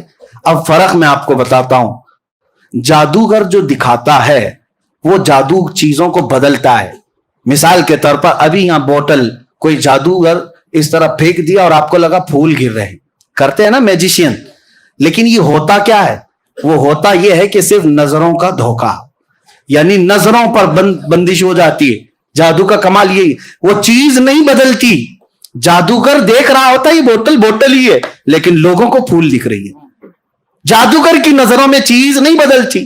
اب موسیٰ علیہ السلام کے مقابل میں جو جادوگر آئے تھے, رسیاں ڈالے تو صحیح, دنیا کو سانپ دکھ رہے تھے لیکن جادوگروں کو تو رسی دکھ رہی تھی. لیکن موسیٰ علیہ السلام جس لکڑی کو ڈالے تھے وہ حقیقت میں سانپ تھا, وہ حقیقت میں سانپ تھا. یہی فرق ہے, جادوگر نظر بندی کرتا ہے, نبی جو معجزہ دکھاتا ہے حقیقت بدل دیتا ہے, حقیقت بدل دیتا ہے. موسیٰ علیہ السلام کو ان کے زمانے کا بڑا چیلنج تھا جادو, اس سے بڑی چیز موسیٰ علیہ السلام کو دی گئی. عیسیٰ علیہ السلام کے زمانے میں یونان کے ڈاکٹر طبیب بڑے مشہور تھے, بیماروں کو صحیح کرنے میں ان کا کوئی مثال نہیں تھا, بڑی بڑی دوائیاں ایجاد کر چکے تھے. عیسیٰ علیہ السلام کو اللہ نے معجزہ کیا دیا؟ کوڑ کے بیمار, برس سفید داغ والا, آج تک اس کا علاج نہیں. یونان کے لوگ اس وقت بڑی بڑی بیماریوں کا علاج ڈھونڈ لائے تھے, لیکن برس کی بیماری, سفید وائٹ داغ جو ہے, اس کا علاج آج بھی نہیں ہو پاتا. کوڑ کی بیماری اور برس کی بیماری والے پر عیسیٰ علیہ السلام صرف ہاتھ لگا دیتے, اسے شفا مل جاتی. مادرزاد اندھے جو پیدائشی اندھے ہیں, عیسیٰ علیہ السلام ان کے سر پر ہاتھ رکھتے, آنکھیں آ جاتی. مٹی کے پرندوں میں پھونک مارتے, وہ زندہ ہو کر اڑنے لگتے تھے. وہ عیسیٰ علیہ السلام کو ان کے زمانے کے جو چیلنجز تھے اس کے مطابق معجزہ دیا گیا.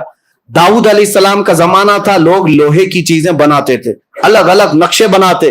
داؤد علیہ السلام کو معجزہ یہ دیا گیا کہ آپ کا ہاتھ ایسا تھا کہ کوئی بھی لوہا آپ ہاتھ میں لیتے, لوہا ایسا نرم ہوتا کہ آپ ہاتھ سے ہی پورے لوہے کو نقشہ بنا دیتے. سلیمان علیہ السلام کے زمانے میں معجزہ یہ تھا کہ لوگ الگ الگ بولیاں سیکھنے میں بہت آگے بڑھ چکے تھے. اللہ نے سلیمان علیہ السلام کو تو پرندوں کی بھی بولیاں سکھائی, ہر جانور اور ہر پرندے کی بولی سکھائی. کچھ مسئلہ ہے؟ ہر پرندے کی بولی سکھائی گئی. یہ سلیمان علیہ السلام کا معجزہ تھا. ہر نبی کو ان کے زمانے کے تقاضوں کے اعتبار سے معجزہ دیا گیا. اب سنیے توجہ کی بات, ہر زمانے میں اس نبی کے زمانے کے جو حالات تھے وہ معجزہ دیا گیا. موسیٰ علیہ السلام کو عصا کا معجزہ, عیسیٰ علیہ السلام کو شفا کا معجزہ, داؤد علیہ السلام کو لوہا نرم کرنے کا معجزہ, سلیمان علیہ السلام کو پرندوں کی بولی کا معجزہ. حضرت صالح علیہ السلام کو معجزہ دیا گیا, آپ نے لکڑی ماری, پتھر سے اونٹنی پیدا ہو گئی, پتھر سے اونٹنی پیدا ہو گئی. ان کے زمانے میں لوگ فخر کرتے تھے, ہم پہاڑوں کو تراش کر گھر بنا لیتے ہیں. صالح علیہ السلام نے فرمایا تم تو ہاتھوں سے صرف نقشے بنا کر گھر بناتے ہو, میں پتھر کو لکڑی ماروں تو اونٹنی پیدا ہو جائے. تو اس زمانے کے لوگوں کے سامنے جو نبی معجزہ دکھاتے تھے, کوئی بھی اس نبی کے معجزے تک نہیں پہنچ سکتا تھا, عقلیں عاجز ہو جاتی. ان کے زمانے کے جو جو چیلنجز تھے سب معجزے دیے گئے. اب توجہ, سید الانبیاء کی باری آئی, محمد رسول اللہ کا زمانہ آیا. میرے آقا صلی اللہ علیہ وسلم کو کیا معجزہ دینا تھا؟ کون سا چیلنج تھا حضور کے زمانے کا؟ ظاہر سی بات ہے ہر زمانے کے جو جو تقاضے اسی اعتبار سے معجزے دیے گئے. رب ذوالجلال کے علم میں ہے, مولا کریم جانتا ہے میرا حبیب آخری نبی ہے. اب جو معجزہ دینا ہے وہ قیامت تک چلنا چاہیے, جو معجزہ ہوگا وہ قیامت تک پرانا بھی نہیں ہونا چاہیے. ایسا معجزہ رسول کو دینا ہے, کیونکہ ان نبیوں کا زمانہ بھی لمیٹڈ تھا, امت بھی لمیٹڈ تھی. میرے رسول کا نہ زمانہ لمیٹڈ ہے نہ امت لمیٹڈ ہے. زمانہ قیامت تک ہے اور امت بھی بے حساب ہے. اب حضور کو معجزہ ایسا دینا ہے جو ہر زمانے کے لیے چیلنج ہو. ہر زمانے کے لیے چیلنج ہو. آپ دیکھو اللہ نے اپنے حبیب کو ایک معجزہ نہیں دیا. ہر نبی رحمت آخر الانبیاء کی امت کئی قسموں کی ہے. اس میں امریکہ والے بھی ہوں گے, افریقہ والے بھی ہوں گے, ہندوستان والے بھی ہوں گے, پاکستان والے بھی ہوں گے, عرب والے بھی ہوں گے, سب ہوں گے. سب کی طبیعتیں بھی الگ, سب کے خیالات بھی الگ, سب کی ترقیاں الگ, سب کا علم الگ, لیکن ہیں سب آخر الانبیاء کی امتی. اب معجزہ ایسا دینا ہے رسول کو جو قیامت تک چلنا ہے. اب رسول کو پہلا معجزہ دیا گیا قرآن عظیم. یہ معجزہ قرآن ایک میرے آقا کا معجزہ ہے. میں کہتا ہوں بیٹھے ہوئے چھوٹا بھی بچہ ہم میں سے 12 سال کا لڑکا اٹھو, میں کھلی اجازت دیتا ہوں پورے محلے میں, پوری دنیا میں چیخ چیخ کر کے ظالموں کو پکار کر کہو, تمہیں اجازت میں دیتا ہوں, اور کھل کر کے ڈرنے کی بات نہیں, کہ لاؤ اگر تمہاری ہمت ہے تو قرآن کے برابر کی ایک کتاب. کیونکہ یہ چیلنج قرآن میں آج تک چل رہا ہے, آج تک چل رہا ہے, اور ابھی تک کوئی دوسرا قرآن آیا نہیں آیا. جو لانے کی کوشش کر رہے تھے بیچارے چلے گئے, ہے بدلنے کی کوشش کی. ابھی 1 سال پہلے بیچارہ ایک رافضی کتا نکلا تھا اور کہا کہ قرآن میں سے میں 26 آیتیں نکال کر کے نیا قرآن بنا رہا ہوں. وہ پتہ نہیں کہاں ہے, قرآن کہاں گیا اس کا اور وہ کہاں گیا پتہ نہیں. نام بھی بدل گیا, دھرم بھی بدل گیا, بیوی بھی بھاگ گئی, بچے بھی بھاگ گئے, اور کہیں سڑک پر پڑے رہ گئے. اور اسی کو اعلیٰ حضرت نے سمجھایا تھا, یا رسول اللہ جو تیرے در سے یار پھرتے ہیں, جو تیرے در سے یار پھرتے ہیں, در بدر یوں ہی خار پھرتے ہیں. حضور کو چھوڑا تو در در کی ٹھوکریں. بیچارے کسی کے ہاں گئے تھے کچھ ٹکڑے حاصل کرنے کے لیے, لیکن ان لوگوں نے تو ہڈیاں بھی نہیں ڈالی, ہڈیاں بھی نہیں ڈالی, اور وہاں تو ہڈیوں کا تصور ہی نہیں ہے. ملتا تو کیا ملتا, ہاں سوکھا ویج ملتا, لیکن وہ بھی نہیں ملا, وہ بھی نہیں ملا. اور بعد میں آ گئے بیچارے. اب پکار کر کہتے ہیں کہ اب ہمارا کیا ہوگا, نہ ادھر کے رہے نہ ادھر کے رہے. اب نام بھی کیا رکھیں پتہ ہی نہیں چلتا, کیا رکھیں, بیچ کا نام رکھنا ہوگا, کوئی بیچ کا نام. اسی لیے قرآن کو بدل دیا, زندگیاں بدل گئی, اسلام نہیں بدل. ایک معجزہ یہ میرے مصطفیٰ کا.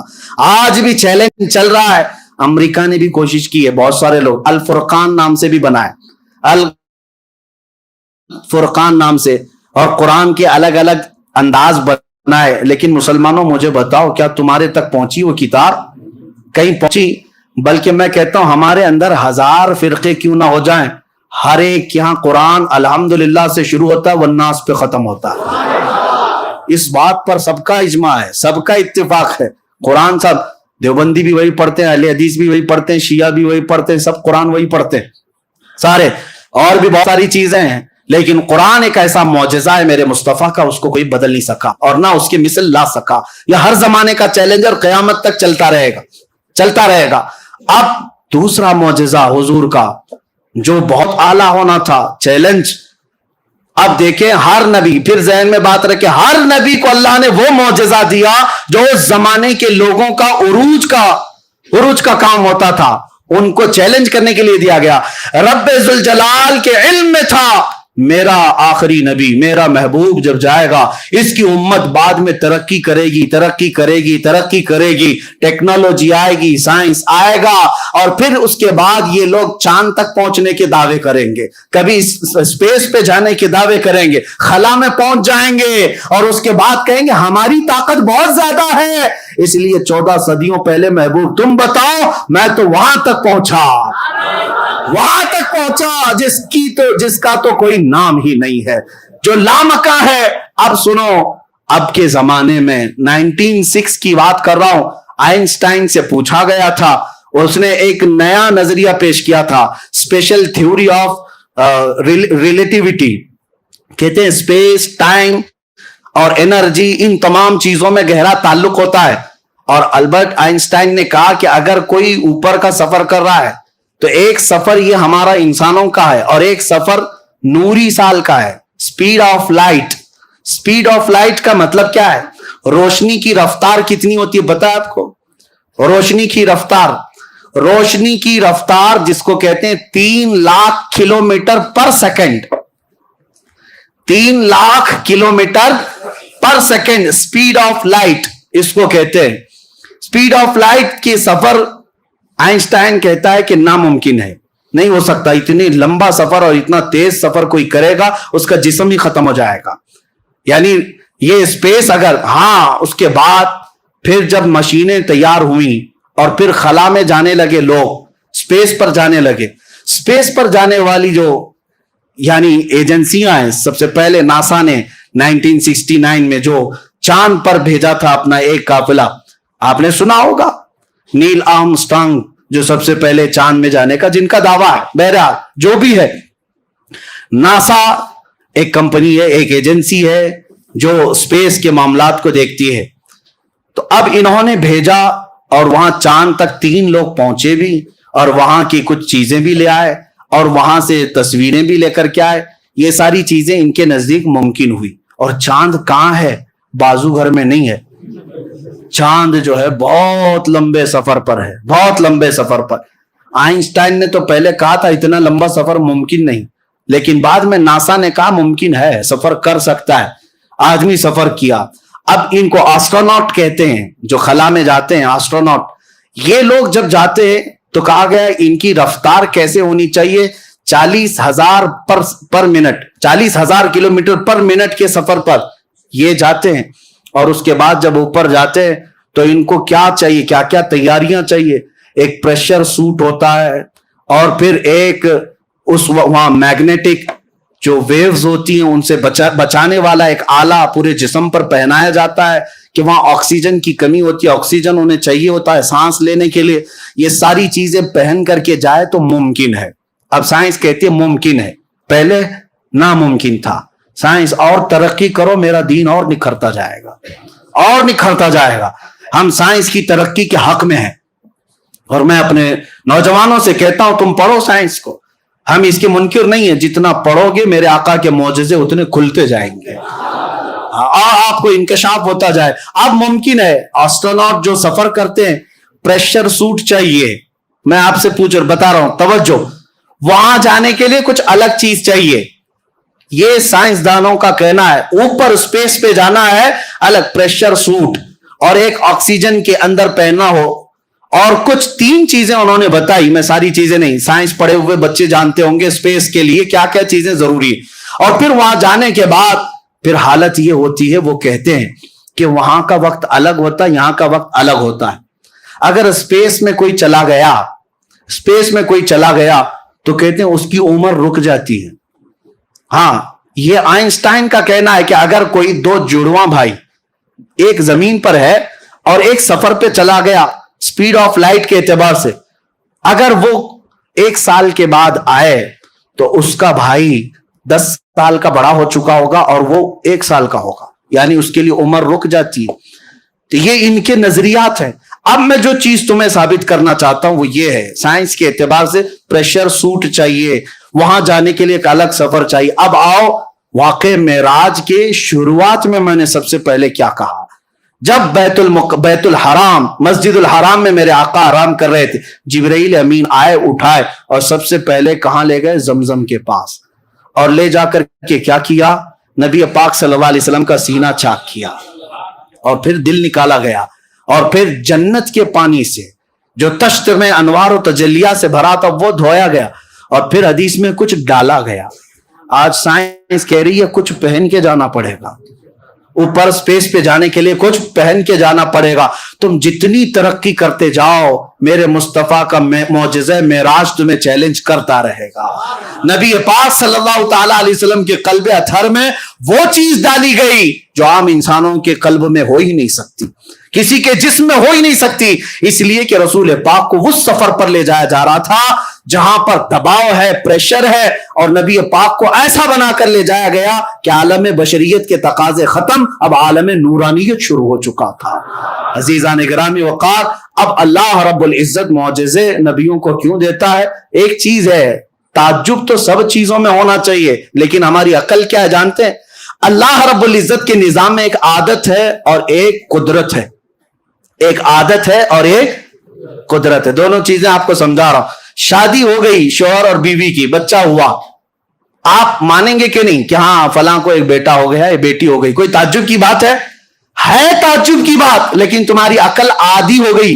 रोज देखते हैं बच्चे पैदा हो रहे हैं तो आपको ताज्जुब नहीं लगता। ताज्जुब क्या है सोचना चाहिए। किसी से पूछो, एक नुतफा ही तो गया था, एक पानी का कतरा मां के पेट में गया, फिर वो कतरा बड़ा कैसे हुआ, वो कतरा फिर गोश्त कैसे बना, उसमें हड्डियां कहां से आई, चेहरा कैसे बना, कान नाक कैसे बने, ये हाथ पैर कैसे बने, और फिर बाहर कैसे आया। शक्ल गई एक कतरे में थी, बन करके कोई और शक्ल आई। है तो ये भी ताज्जुब की बात, लेकिन रोज देख रहे हैं इसलिए इसको आदत कहते हैं। इसको क्या कहते हैं?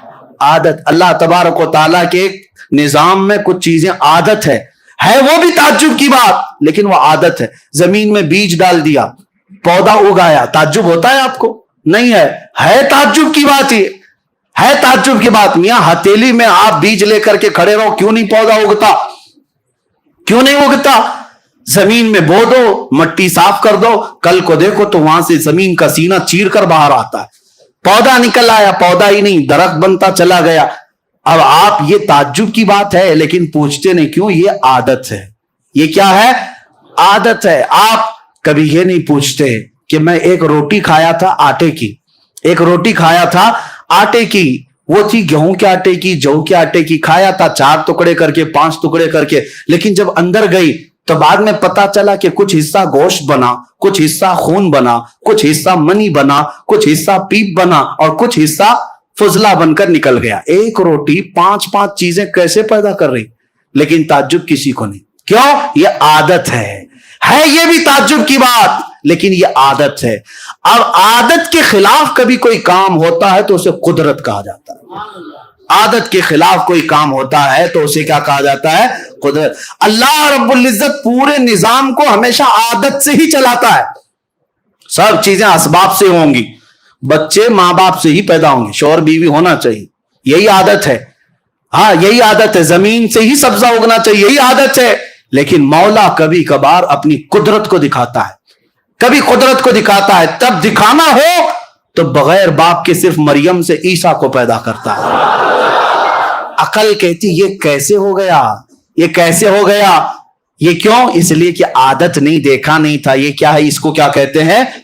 कुदरत है। और अगर मौला ताला को ये आदत है, आदत तोड़ करके मौला इस कानून को तोड़ करके कुदरत दिखाता है, अपनी कुदरत दिखाता है। कभी रब ताला फरमाता है तुम तो इस बात पर ताज्जुब कर रहे हो कि बगैर बाप के ईसा कैसे पैदा हुए, वो मौला इससे बड़ी कुदरत तो आदम अलैहिस्सलाम में दिखा है। आदम अलैहिस्सलाम की ना बाप है ना मां है, कोई नहीं, लेकिन अल्लाह ने मिट्टी से पैदा किया, ये कुदरत है। हर ऊंटनी कहां से पैदा होगी? बच्चा, ऊंटनी का बच्चा किससे पैदा होगा? ऊंटनी से ही पैदा होगा। लेकिन सालेह अलैहिस्सलाम एक पत्थर पर लकड़ी मारते हैं, पत्थर से ऊंटनी पैदा होगी। ये कैसे हो सकता है? ये क्या है? ये आदत नहीं, ये क्या है? कुदरत है। ये कुदरत है। अब सुनिए, अल्लाह तबारक व तआला के निजाम में आदत भी है और कुदरत भी है। कुदरत क्यों दिखाता है? मुनकिरीन को दिखाता है रब तबारक व तआला कि तुम हमेशा ये मत समझना कि अल्लाह जैसी आदत है वैसा करने पर मजबूर है। वो मजबूर नहीं, वो आदत और ये कानून को तोड़कर इसके खिलाफ अपनी कुदरत का भी इजहार फरमाता है। आप सुनो, हजरत उज़ैर अलैहिस्सलाम एक बार जा रहे थे, उनको एक बस्ती नजर आई जो उजड़ी हुई थी। पूछा है अल्लाह क्या इसको फिर तू दोबारा जिंदा फरमाएगा? उज़ैर अलैहिस्सलाम को अल्लाह ने सुला दिया, 100 साल के लिए सुलाया। 100 साल सोए रहे। अब मुझे बताओ, 100 साल के बाद जब उज़ैर अलैहिस्सलाम उठे तो उनका जिस्म भी सही सलामत है, सब कुछ सामान भी सलामत है, लेकिन उनको क्या लग रहा था? जमाना कुछ गुजरा ही नहीं, आधा दिन हुआ होगा। आमतौर पर 100 साल किसी के मर जाने के बाद जिस्म सड़ जाना चाहिए, गल जाना चाहिए, लेकिन अल्लाह ताला ने आदत के मुताबिक नहीं, या कुदरत का इजहार फरमाया। ये क्या है? ये कुदरत है। अब सुनिए, नबी को जो मौजज़ा दिया जाता है यह आदत नहीं होती, यह कुदरत का इजहार होता है। ये क्या होता है? कुदरत का इजहार। हैंड पाइप से जब आप चलाते हैं, पानी कहां से आता है? जमीन से आता है। ताज्जुब तो इसमें भी होना चाहिए, कैसे पानी आ रहा है, कैसे पानी आ रहा है? नीचे से पूरे प्रेशर के साथ पानी आता है, हैंड पाइप चला रहे हैं, लेकिन रोज देख रहे हैं, इसलिए ताज्जुब नहीं होता। अब मौला ताला जो दिखाता है वो क्या है? महबूब अपना हाथ रखो, उंगलियों से पानी जारी करो। انگلیوں کے بیچ سے. اب یہ کیا ہے؟ اللہ کی قدرت ہے, اللہ کی قدرت ہے. روز سورج کا ٹائم فکس ہے, روز سورج کا ٹائم فکس ہے, اتنے بجے نکلے گا, اتنے بجے ڈوبے گا. سب کو عادت ہے. حالانکہ یہ بھی سوچنا چاہیے اسے نکالتا کون ہے, ڈباتا کون ہے, اسے نکالتا کون ہے, ڈباتا کون ہے. لیکن کوئی تعجب کرتا نہیں ہے, کوئی تعجب نہیں کرتا. لیکن اللہ رب العزت اسی عادت کے نظام کو ختم فرما کر اپنے محبوب کو یہ جلوہ دیتا ہے, محبوب اشارہ کرو, ڈوبا ہوا سورج نکل رہا ہے. یہ کیا ہے؟ یہ اس کو کیا کہتے ہیں؟ قدرت کہتے ہیں. آپ سنو, اللہ تعالیٰ کی عادت کے مطابق سفر بھی جو ہے نارمل ہوتا ہے. کوئی گھوڑے سے, کوئی اونٹ سے, کوئی کار سے, کوئی ٹرین سے, کوئی پلین سے, سب سفر کرتے ہیں. سب کی سپیڈ الگ ہے, سب کا اپنا اپنے رفتار اور تیزی طے ہے, ممکن ہے, اور سب فکس ہے. اگر رسول بھی ویسا ہی سفر کرتے تو رسول کا کمال کیا تھا؟ اگر حضور بھی گھوڑے کا سفر کرتے, اونٹ کا سفر کرتے, برسوں جاتے, حضور کا کمال کیا تھا؟ سب مانتے ہیں ہاں ایسا تو ہوتا ہے, ہم بھی سفر کرتے ہیں. حضور صلی اللہ علیہ وسلم اس وقت اگر بیت المقدس ہی جا کر 1 گھنٹے میں واپس آتے, آج کی قوم تو کہتی ہے تو ممکن ہے, راکٹ اتنا تیز جاتی ہے, راکٹ اتنا تیز جاتی ہے. لیکن رب تعالیٰ نے اپنے حبیب کے پاس اپنی ایسی قدرت دکھایا کہ ابھی زمانہ 1,00,000 سال بھی چلے میرے محبوب کی رفتار کو نہیں پہنچ سکتا, رسول کی رفتار کو نہیں پہنچ سکتا. اسی کو اب ہم ختم کرتے ہیں میرے عزیزوں. معراج کا فلسفہ حقیقت میں کوئی واقعہ, کوئی قصہ, کوئی کہانی نہیں, بلکہ میں کہتا ہوں یہ ایمان اور نفاق کو پہچاننے کی کسوٹی ہے. یہ نفاق اور ایمان کو پہچاننے کی کسوٹی ہے. اس لیے اللہ تبارک و تعالیٰ تمہیں یہ مجلس مبارک فرمائے کہ آج یہ جگمگاتے ہوئے چہرے اور یہ کھلکھلاتے ہوئے چہرے اور دلوں کے اندر یہ خوشی رکھتے ہوئے چہرے, یہ کسی اور کے لیے نہیں, اپنے رسول کے لیے ہیں. ہم رسول پاک کے تذکرے پر خوش ہوتے ہیں, اور ہونا بھی چاہیے. جس کو جس سے محبت ہوتی ہے اس کے ذکر سے خوشی آ ہی جاتی ہے, اور جس کو جن کے تذکرے سے خوشی ہوتی ہے وہ جائیں ان کی محفلوں میں, ان کے جھنڈے اٹھاؤ, ان کے نعرے لگاؤ. ہمیں اس سے کوئی غرض نہیں. ہم کل بھی رسول اللہ کے تھے, آج بھی رسول اللہ کے. اور پھر ہم یہ کہتے ہیں بتلا دو گستاخ نبی کو غیرت سنی زندہ ہے, ان پہ مر مٹنے کا جذبہ کل بھی تھا, اور میرے نبی سے میرا رشتہ, لب پہ نعت پاک کا نغمہ, اپنا سب کچھ گنبد خضرا. وآخر دعوانا الحمدللہ رب العالمین.